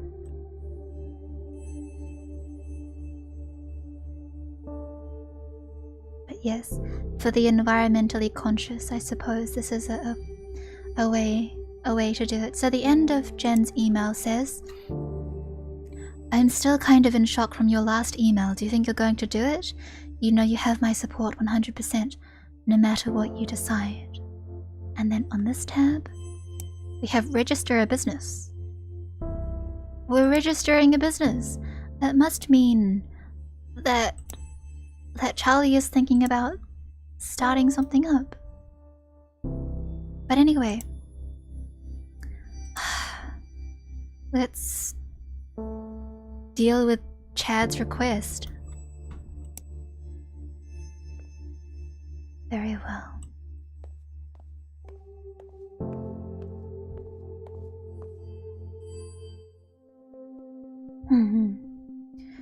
Oh, they asked for an open casket funeral, but they were forced into it. No worries. Hello, Mrs. Dimka. I'm Charlie. I'll be looking after your care for today. Let's see. Start by giving you a bit of a wash. Just going to start from your head. And clean your face.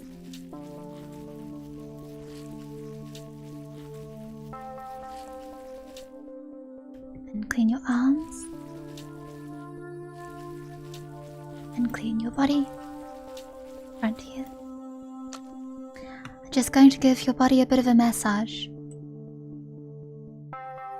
And down your front. And your other arm. And now this will be to keep your eyes closed.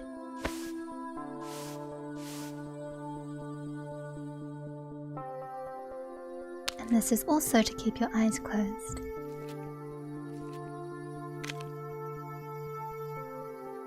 So that your mouth retains shape. I'm just going to be putting these in. And make sure they stay in. Just going to be using a bit of thread here. Here we have some lotion.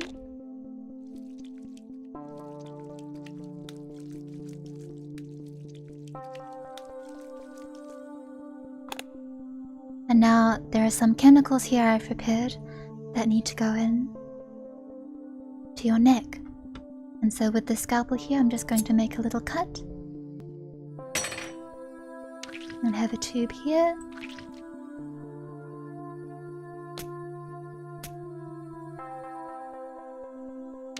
I'm just going to connect this up to our machine. And now while this runs, I'm just going to give you a bit of a massage.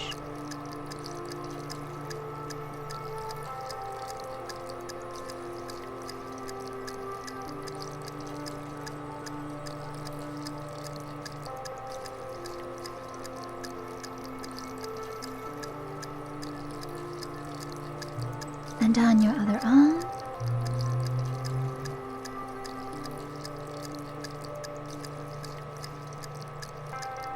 We're almost done now.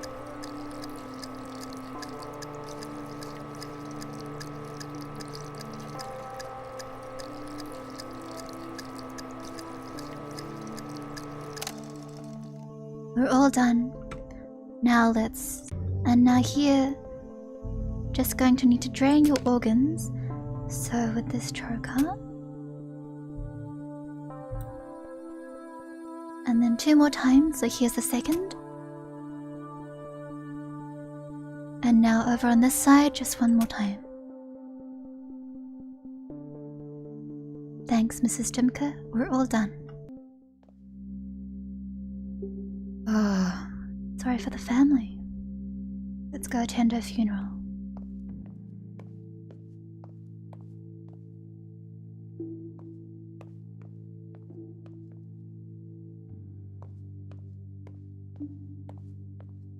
Rest in peace.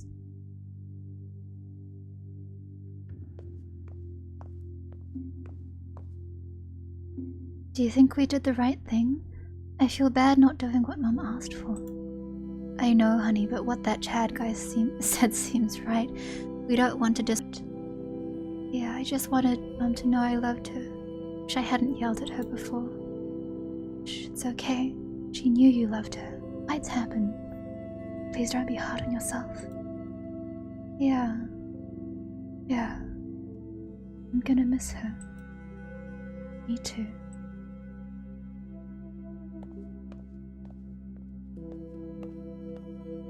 This feels so impersonal. She would have hated this. Yeah, but I don't know. They must have had their reasons. Oh hey, what did you think of that trailer I sent you? Oh yeah, I heard that show was so good. I saw that video of that one kid actor doing karaoke.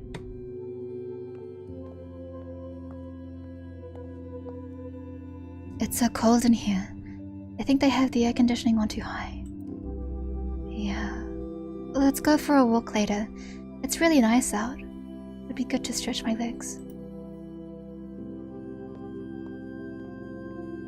I'm starving. Why do these things always make me so hungry? Always hungry. It's unfortunate that it had to be this way. But now that we've said goodbye, it's time to leave.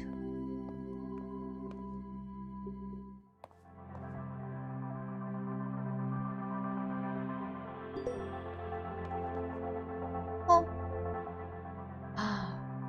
Oh. Oh. Hey. Hi, Amy. Charlie, dear, I am so proud of you. I knew there was something special in you when I hired you for Rose and Daughters. If there's anything I can do for you, please don't hesitate to ask. I'm always happy to help. Best wishes. P.S. I sorely miss you and Matthew's terrible sense of humor. Hey Charlie, when I first became a hearse driver, I was told that my most important job wasn't steering, it was sympathizing. I respectfully disagree, and thankfully I concentrated on my driving skills since I'm working as a, wait for it, bus driver. A school bus driver, Charlie, can you believe that? Pretty sure if I said the most important part of my job wasn't steering, I'd be fired immediately. I don't know what else to tell you. Corpses are way easier to deal with than children. Nods, head. Congrats on your new business, Charlie. I'm proud of you. I'll swing by your new place one day and show you my new wheels. Maybe we can grab a bite to eat. Be seeing ya. Hi, Jen. Charlie, I'm so happy for you. I know it's been a rough year for you. Seriously, I think our wine intake saw a bazillion% increase. But you've stuck through it all like a champ. You deserve this. Finally, being your own boss is a great move for you. No more having to explain anything you don't want to. I'm not trying to be too cheesy right now. Can't wait to be home next week for our visit and to check out your new space. P.S. Have you heard about these green burial pods? When I find the link in my 1 million open tabs, I'll shoot it over to you. Thanks, Jen. From Eileen Hansen. Today's the day already, isn't it? I can't believe how quickly this has come up. Thank you for your understanding and for your work. You've made today easier already. See you at 1 p.m. I'll see you soon. Wait. Magnolia Forest.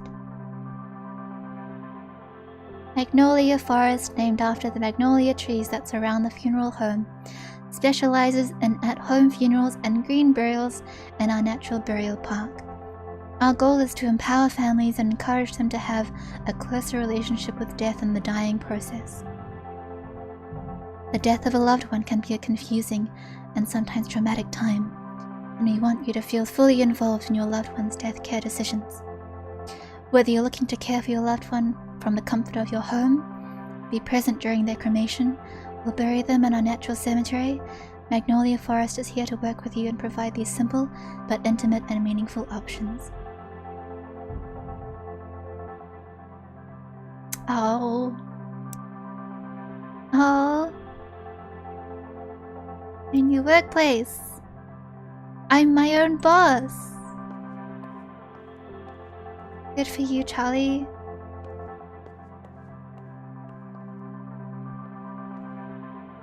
This hurts. I thought it'd be easier, but it's not. It hurts so much, but thank you for helping give her the funeral she always wanted. Anyway, I think we're ready to get started now.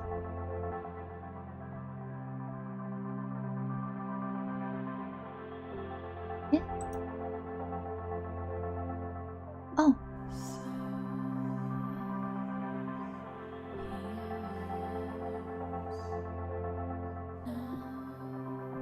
Oh. How lovely.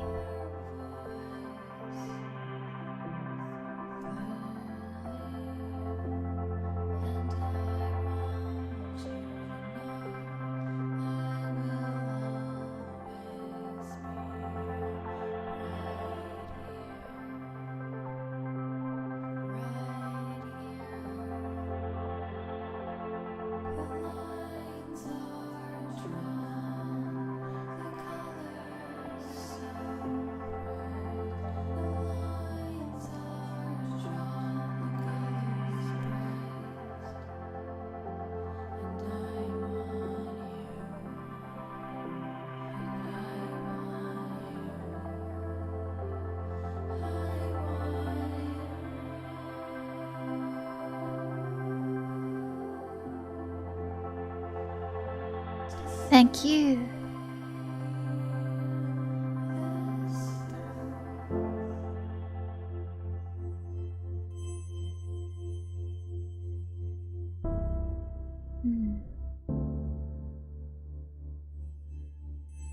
Is there a continue option?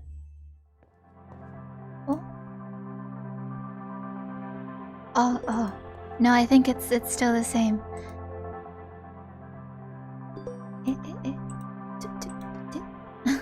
I can't go back. I don't know how to get back. Oh, there we go.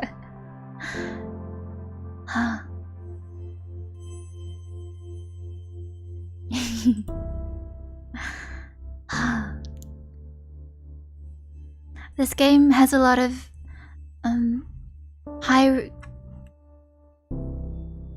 high praise that follows it around. It's very thoughtful, and I think even if Arbor wasn't one of my RP characters, the fact that The fact that this is a bun stream means this is the kind of topic we dance in now and then. I don't know if that's a good or bad thing, but it's really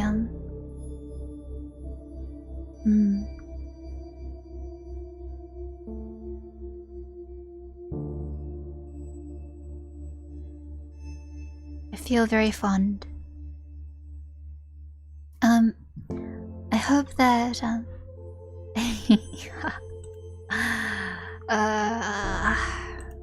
the Chad though. I gotta tell you, the Chad.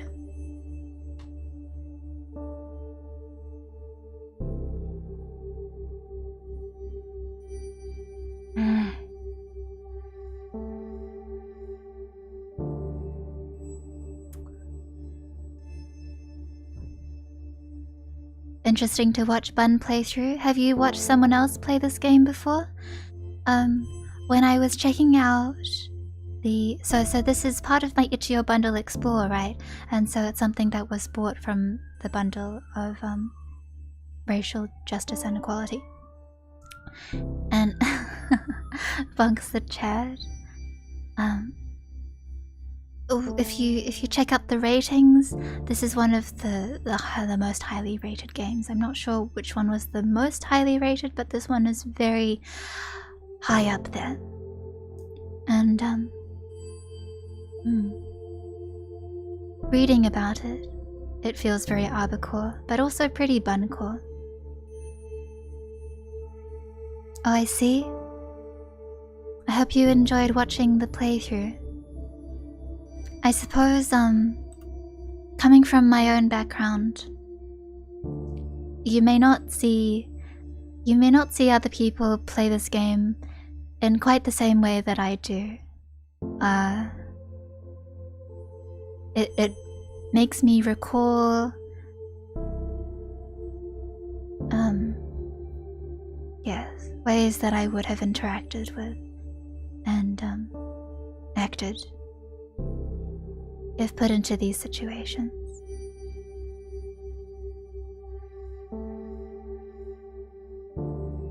Something to think about.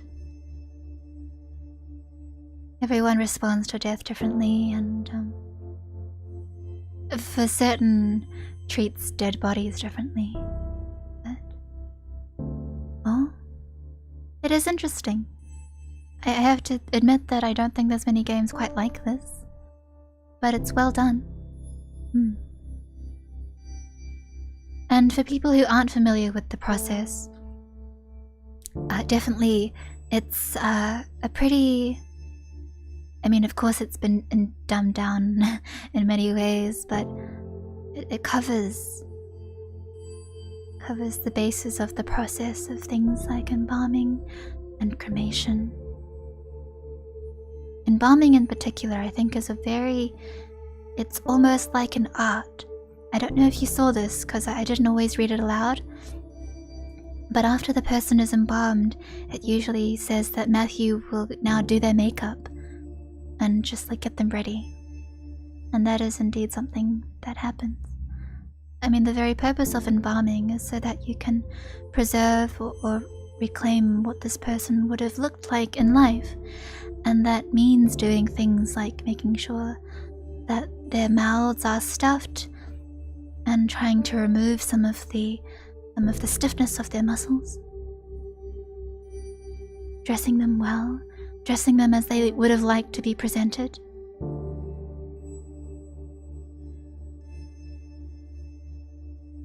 A lot of care, I think, usually goes into it. I think that obviously a balance has to be reached. If you care too much, it may be difficult to continue in a line of work like this.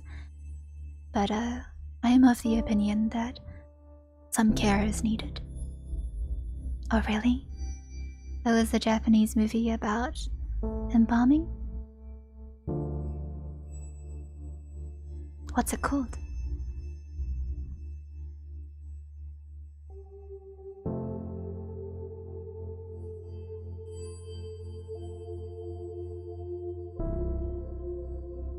Oh, see. I might look into it later then. Thank you for sharing.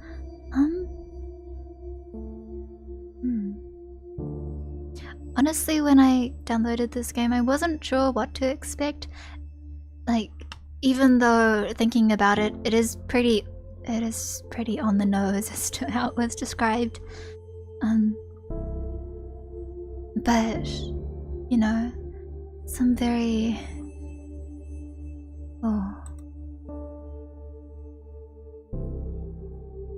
I see.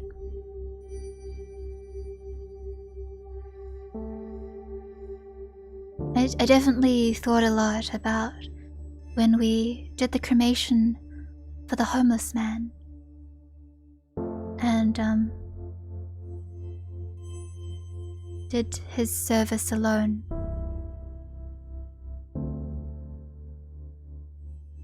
We cremated him without any real preparation or anything, and didn't even know his name.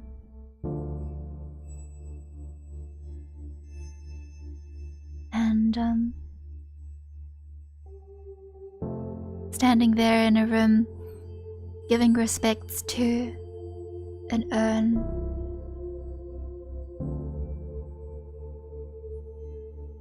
that had some flowers and no one there to say goodbye to him.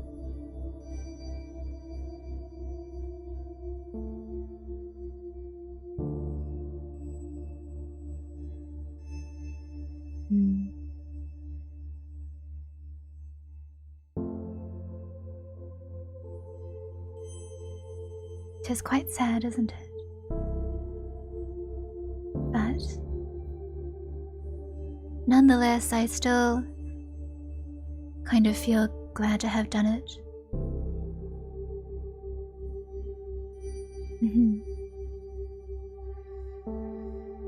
Anyway, let us shuffle back to, and I will on our regular tunes.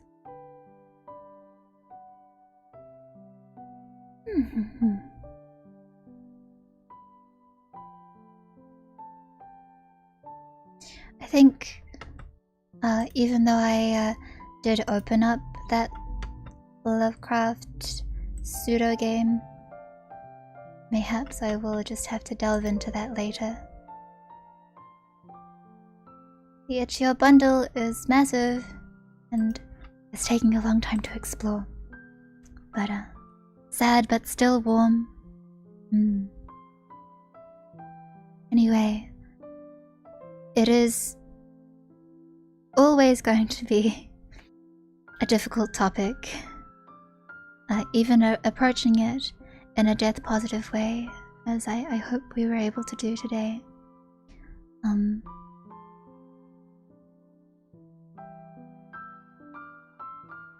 If it has been a difficult stream for anyone, I mean, I would never ask you to stay in a stream where you felt uncomfortable or felt you couldn't.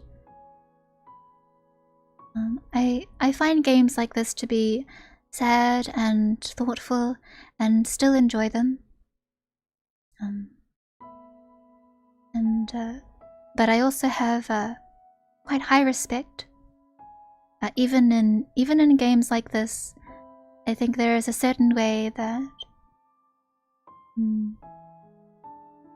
I would treat a corpse, that I would treat a person's body even after they had died. And mayhaps or not, that could be transmitted in this stream today. If anyone, you know, is having a hard time or feels like it's been too difficult, we can always return to our more light-hearted games and stories and topics. But death is death is one of the Bun themes. It is something that I do touch on probably more than is necessary.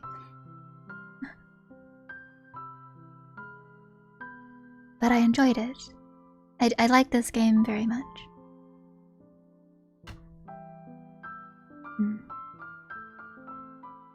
I mean, what can I say?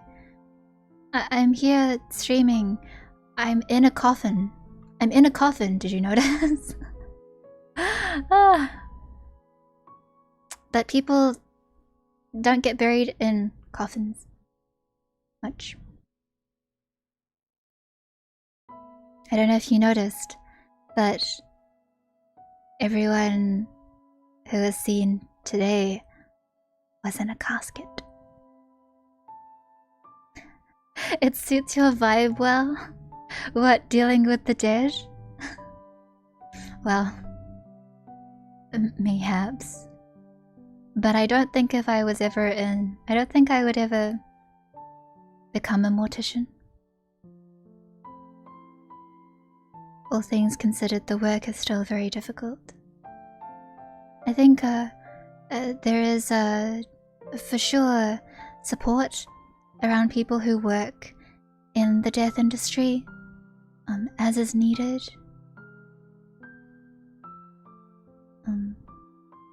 But also, as you know, and this was mentioned, people, morticians who do embalming in particular, are exposed to some very dangerous chemicals, and it does, you know, have significant impact on their health over the years. So even though you've got to just be really careful, the effect is undeniable. It has a bad effect on people's health. Coffins and caskets are different? They are. Do you know why they're different? This is not exactly a Bun trivia that I talked about before, but it's trivia. Winks, winks, winks, winks. Will you ever tell us more of Villain Idris lore? I will try. I mean, let's see. So for me, the main way that I've wanted to present Bun lore is by making videos. But I'm extremely inexperienced with making videos. Like, the most inexperienced that you can ever get. I never edited AMVs as a small budding teenager or anything either. Yes, it's the shape. If you look at the shape of coffins and caskets from above, caskets are shaped with 4 sides, while coffins are shaped with 6. That is the difference. There's a lot of burnout for healthcare workers. For sure. I mean, just disregarding how incredibly taxing the load is anyway for healthcare workers around the clock throughout the years, it's extremely high. It is, yeah. The industry cannot handle how difficult it is for the people working in it. And so many people have died. So many people have died.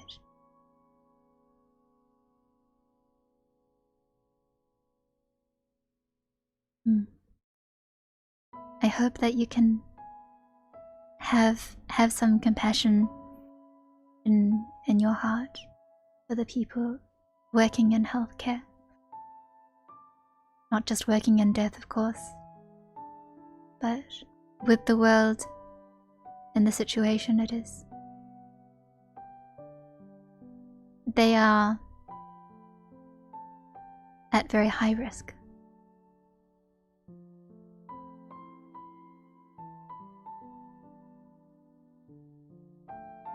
Villain Eduzor. Haha. You never know. Villains can show kindness too. But yes, it's a difficult world to be living in. there is yeah. I can't keep up with all of the things that I want to make, or the things that I have planned, or the things that I started but didn't finish. I only wish that I could pump out videos of lore to show everyone, but I just can't. And more than that, it's also just me. Like, I have the help of some of my video making friends who are extremely talented. Like, Hal, for example, is the one who helps make a lot of my animated, like my transition and stuff. Hal helped me animate.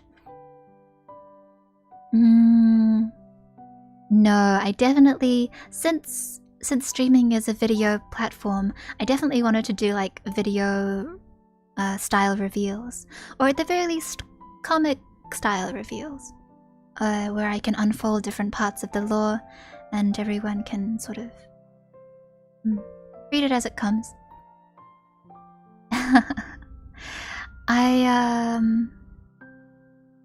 I'm okay with writing.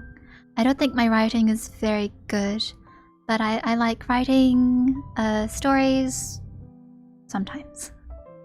For the most part, if I ever write about something, it's for or related to roleplay, like tabletop scenarios or roleplay posts or roleplay character sheets, etc., etc.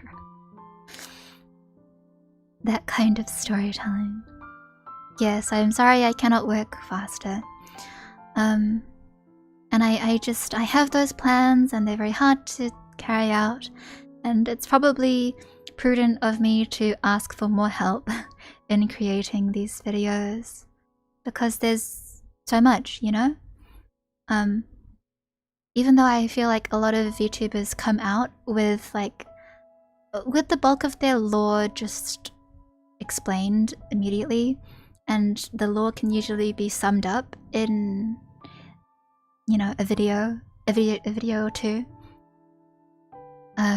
For me, like, even though bun lore I don't think is very complicated, I would like to just like piece it out so that different parts of the story can be experienced. And then eventually, when I can piece more of these things together, everyone will have an understanding of what happened for Bun before she died, up until the point when she was revived, and what it is that I'm doing now that I became a streamer, and after I found new life and came here. That is the goal. Seems like a hard task though. Obviously it just means a lot of drawing for me. A lot of drawing and writing for me, and then maybe vaguely attempting to puzzle things together in Adobe After Effects, but I am so bad with After Effects, I can't even begin to tell you. Thank you. Thank you so much for the kind words.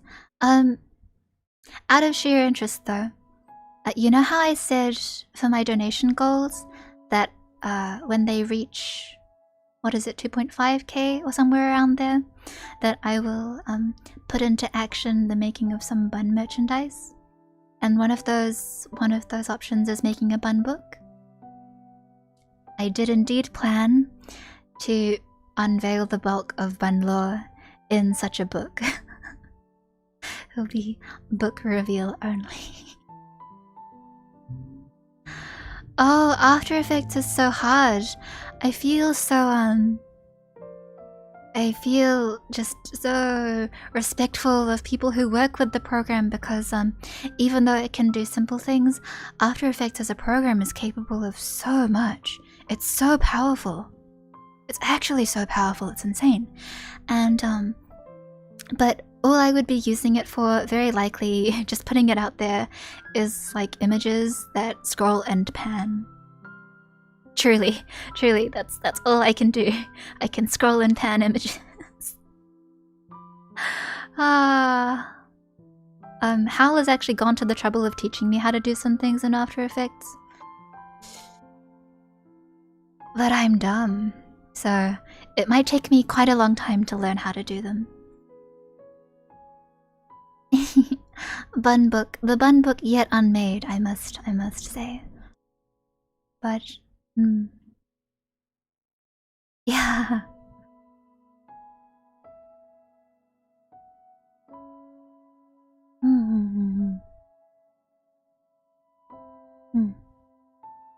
That's what he did. I mean, he has offered many times. And indeed, I have opened up and done a screen share, and we are both screen sharing.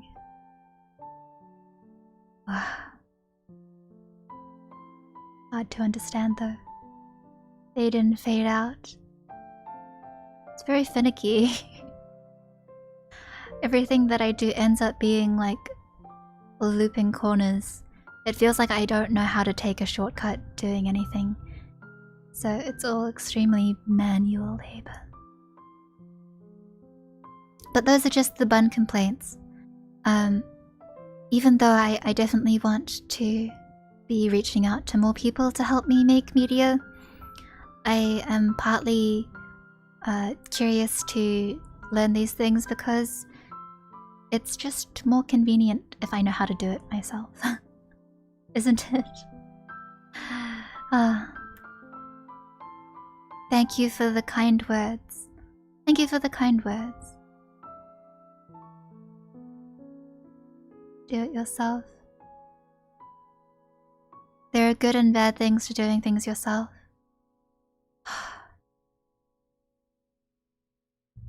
As much as possible, I do try to do general drawing and general design menial tasks alone. I can't do a lot of audio work myself, so that has to be outsourced. But video, if I could just take some steps in the right direction. Oh, thank you, G. I'm already burnt out. I'm already a husk. I'm already a bun husk. But I have done the planning for videos before. I can sort of envision basically what I want to see, and it's just a matter of putting it into action, more or less. But the putting it into action part, of course, is the part that is the hardest, and what I find the hardest to do. It's not that I don't have any ideas. Stuff like the Lacrimosa video was storyboarded by me.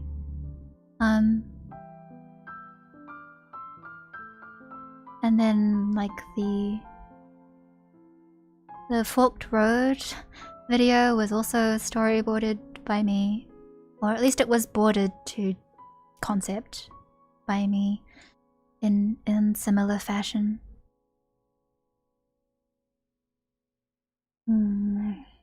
Video. Corpse noises. Video is a tough one. Not at all. Thank you for the kind words, though. I wish that I could compose and storyboard things better. I find that after being away from comics for a while, that trying to draw them again, I don't have such a good sense of the composition of comics anymore. I feel like I used to have a lot more ideas on how I wanted to see certain stories and see certain frames, but nowadays it's a bit harder. I'm having that sort of difficulty.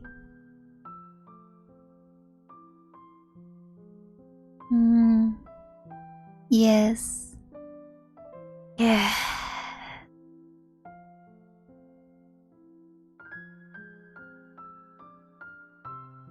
Maybe you can reread some old comics that inspired you. Well, I mean, this is good advice, and sometimes it works like this. But for me, it is definitely the making. It is the lack of making that has, I suppose, that some made it more difficult for me.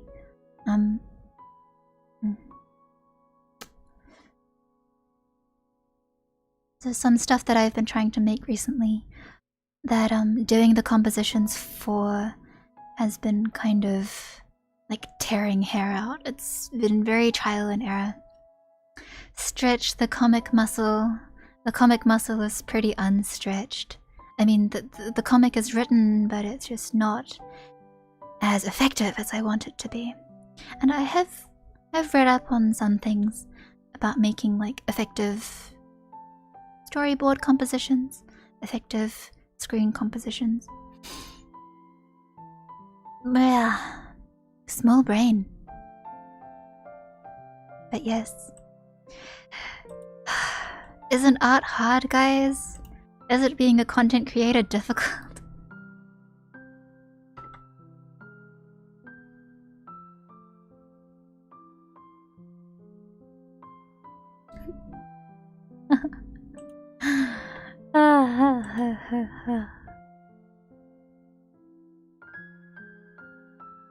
No.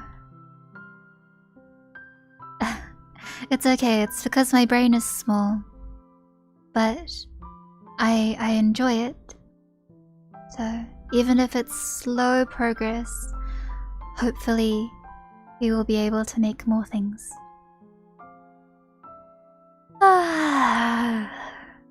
Bonsai. No. Oh, thank you. Thank you for the kind words. I was a bit more prolific in making comics before. Comics are something that I kind of did in tandem with learning how to draw. When I learned how to draw, it was kind of for the purpose of telling stories through comics, and not the other way around. So it's something that I continue to do together through my drawing journey, is try to figure out ways to storytell and move others with art and with drawing. Anyway, if I do make a video, I think I can afford to just tone it down. I don't have to be too ambitious for anything that I make. I'm sure you guys will accept, even if everything that I start off making is just pan and scroll. Right? Right? It's okay. In the meantime, yes. Finished but not perfect. But that is what I aspire to do, is to finish more stuff. Anyway. Oh. I mean, yes.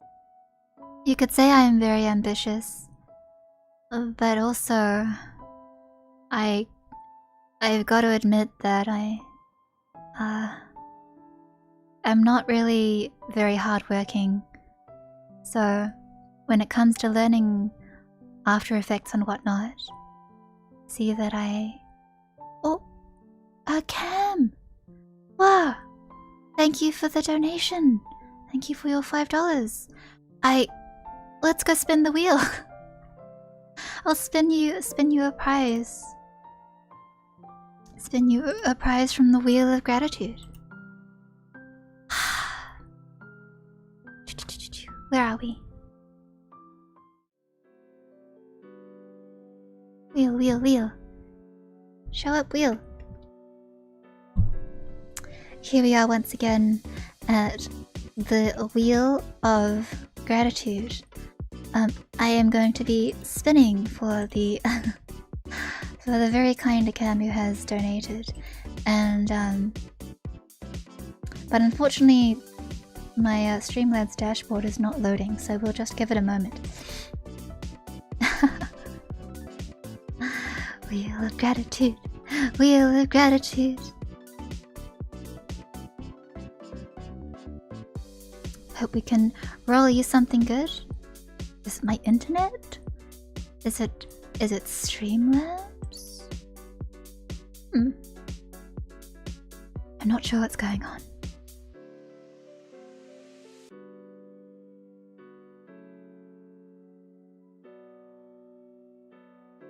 Wheel, wheel, wheel. Wheel, wheel, wheel, wheel, wheel. Maybe one day... do people like that? Did people enjoy that? Even if you say yes, I feel like you're probably lying. Anyway, gonna spin the wheel for a cam. Thank you so much for your donation.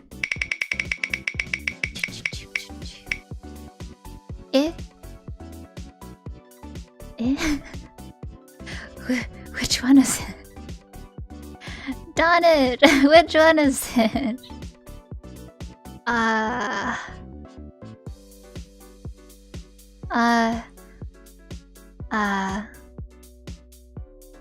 Okay, Akam, do you want to choose? I'll let you choose. I'll let you choose between bun legs, in which I become a pair of legs only, or head pats. It does seem pretty close to bun legs, but since I'm a merciful villain bun, I'll give you the choice. Which would you like? Actually, since we're sort of winding up to the end of the stream, if you do choose bun legs, I can always save that for you another time. Would you like the head pat? Okay, okay, very well, very well. Let us go to the special screen of head patting. My. Actually, let's move on top. Hello. We are back at the screen of head patting. And now Bun is going to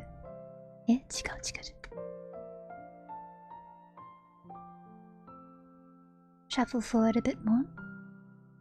Actually, let's come forward a smidgen more. How's that?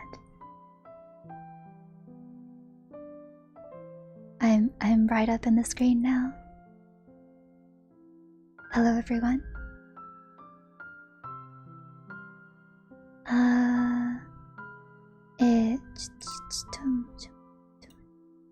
Alright, so this is for a cam. And here we have the hand approaching. This is a cam's hand if you would like to do the honors. Would you just like an ordinary head pat? Or do you have a special request?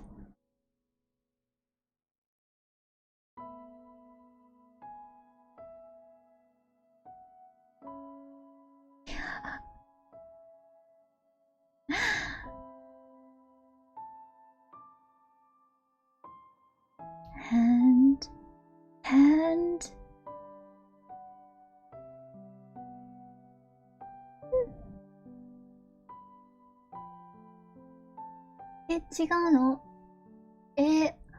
Where's my hand gone? Oh, hold on. I lost the hand. There it is. Oh, there it is.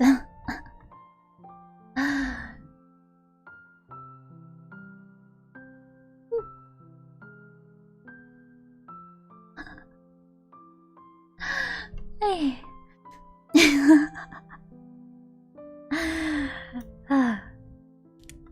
I hope you enjoyed your head pat. Thank you, Akam. You have given the bun a head pat. I will now return to the front.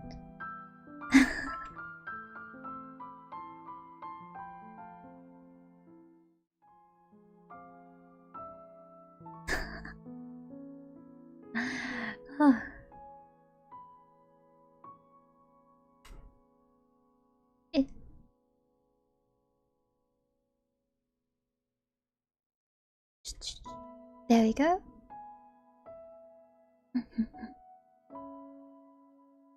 Someone won a head pat. Congrats on your head pat. I feel very patted.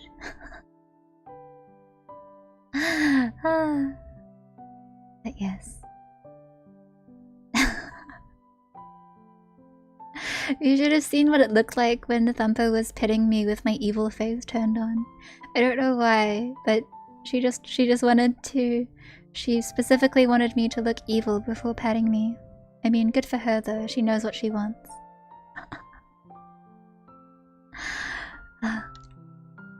For now, I will wrap up the stream and prepare to see you at a later date.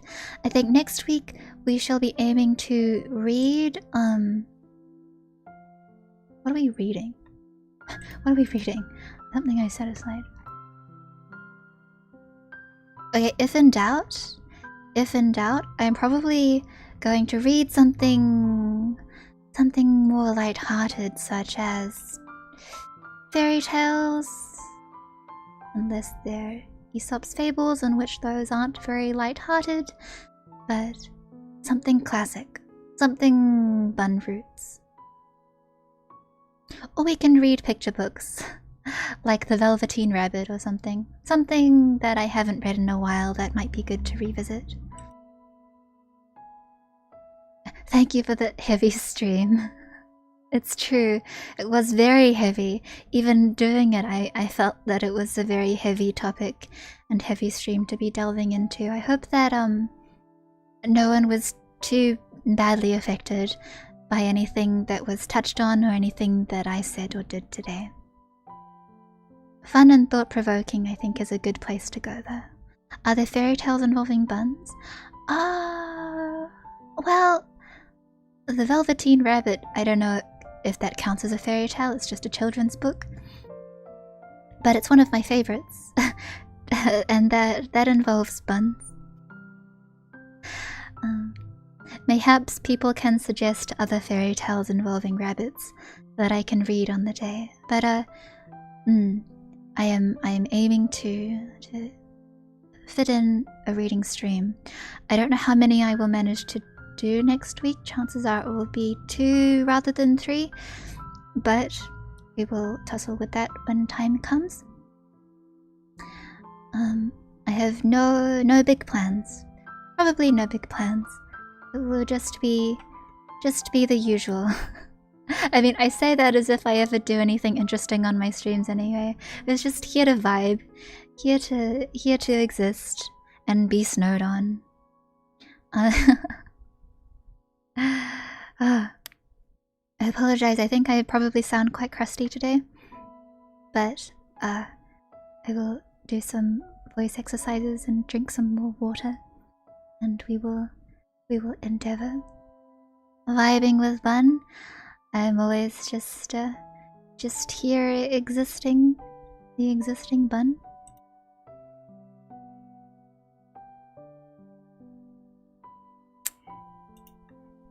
Time to say goodbye. If there is a schedule, which there very much should be, I will post it tomorrow.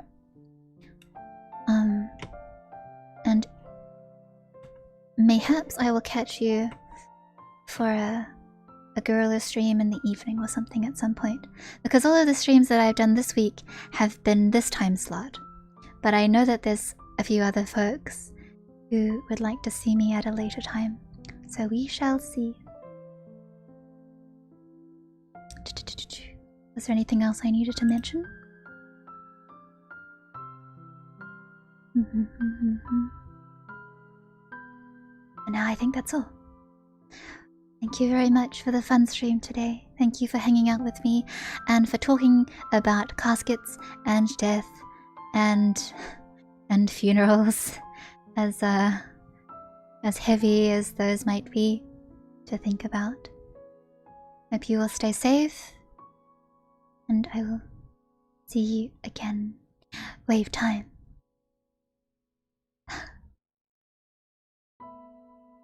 Good night, good night.